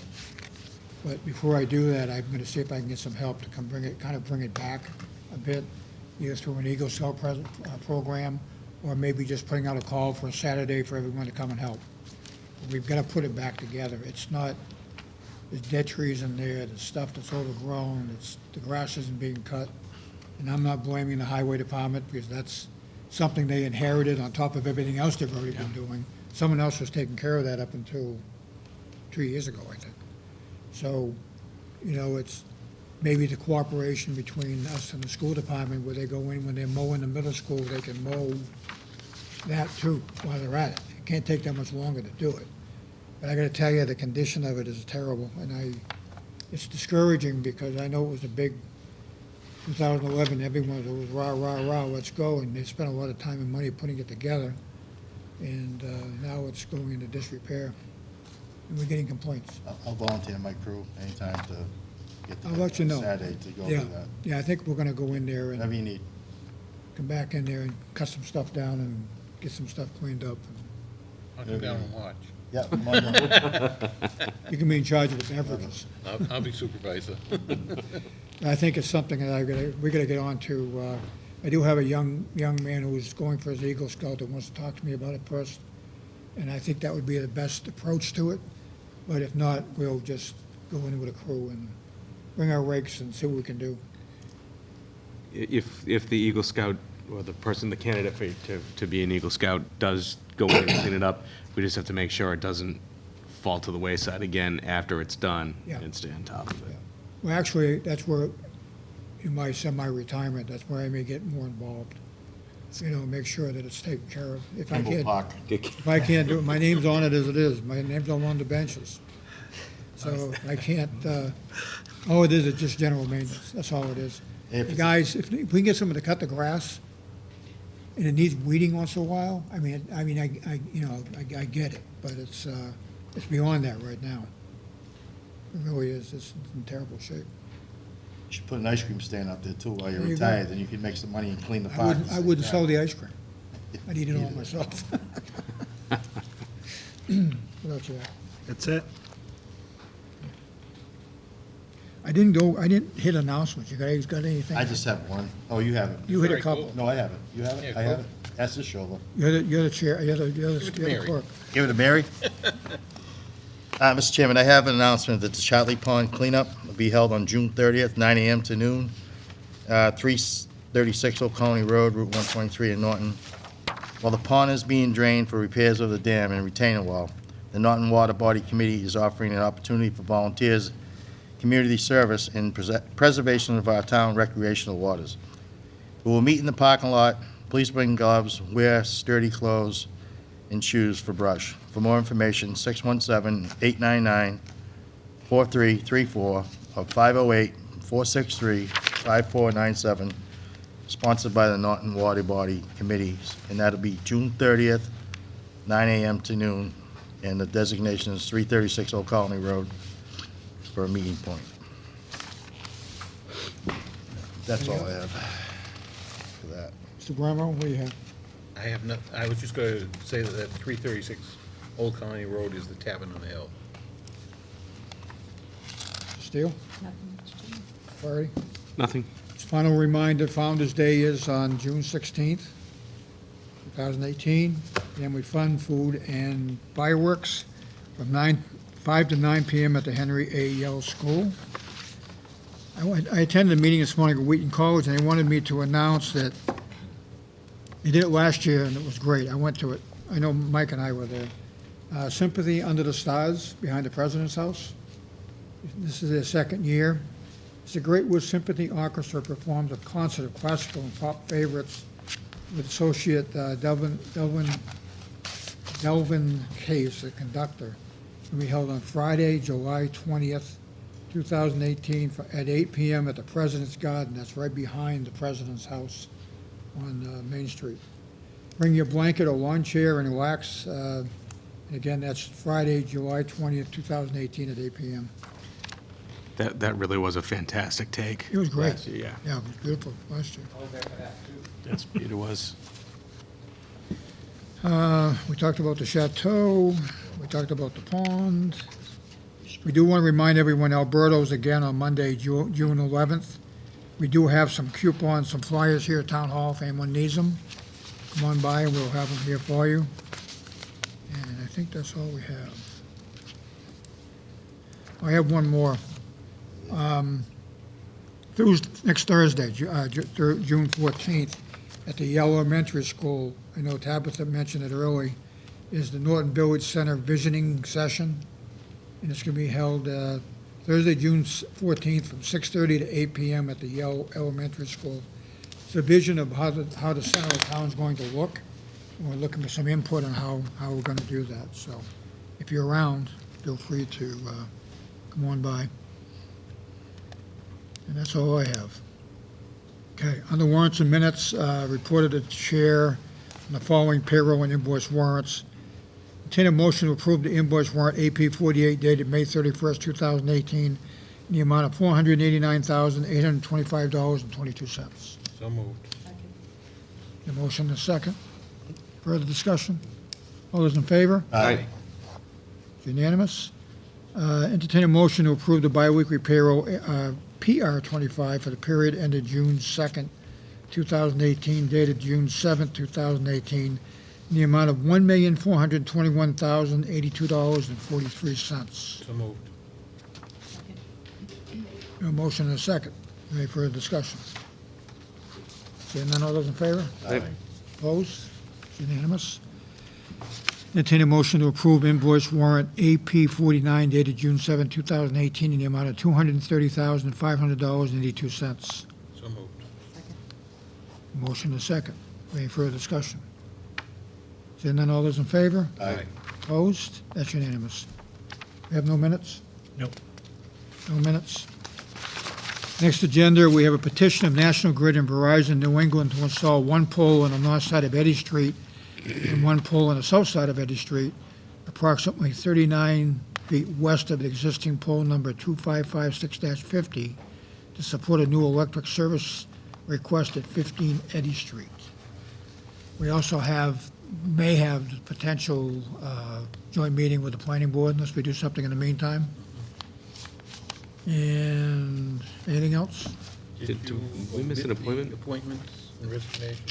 Yeah. Or has that been taken out? I missed it. Good catch.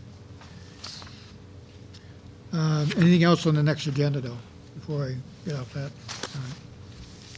Thank you, Brad. We have one reappointment for Dorothy McGowan for the Board of Registrars Democratic member for a term to expire on March 31st, 2021.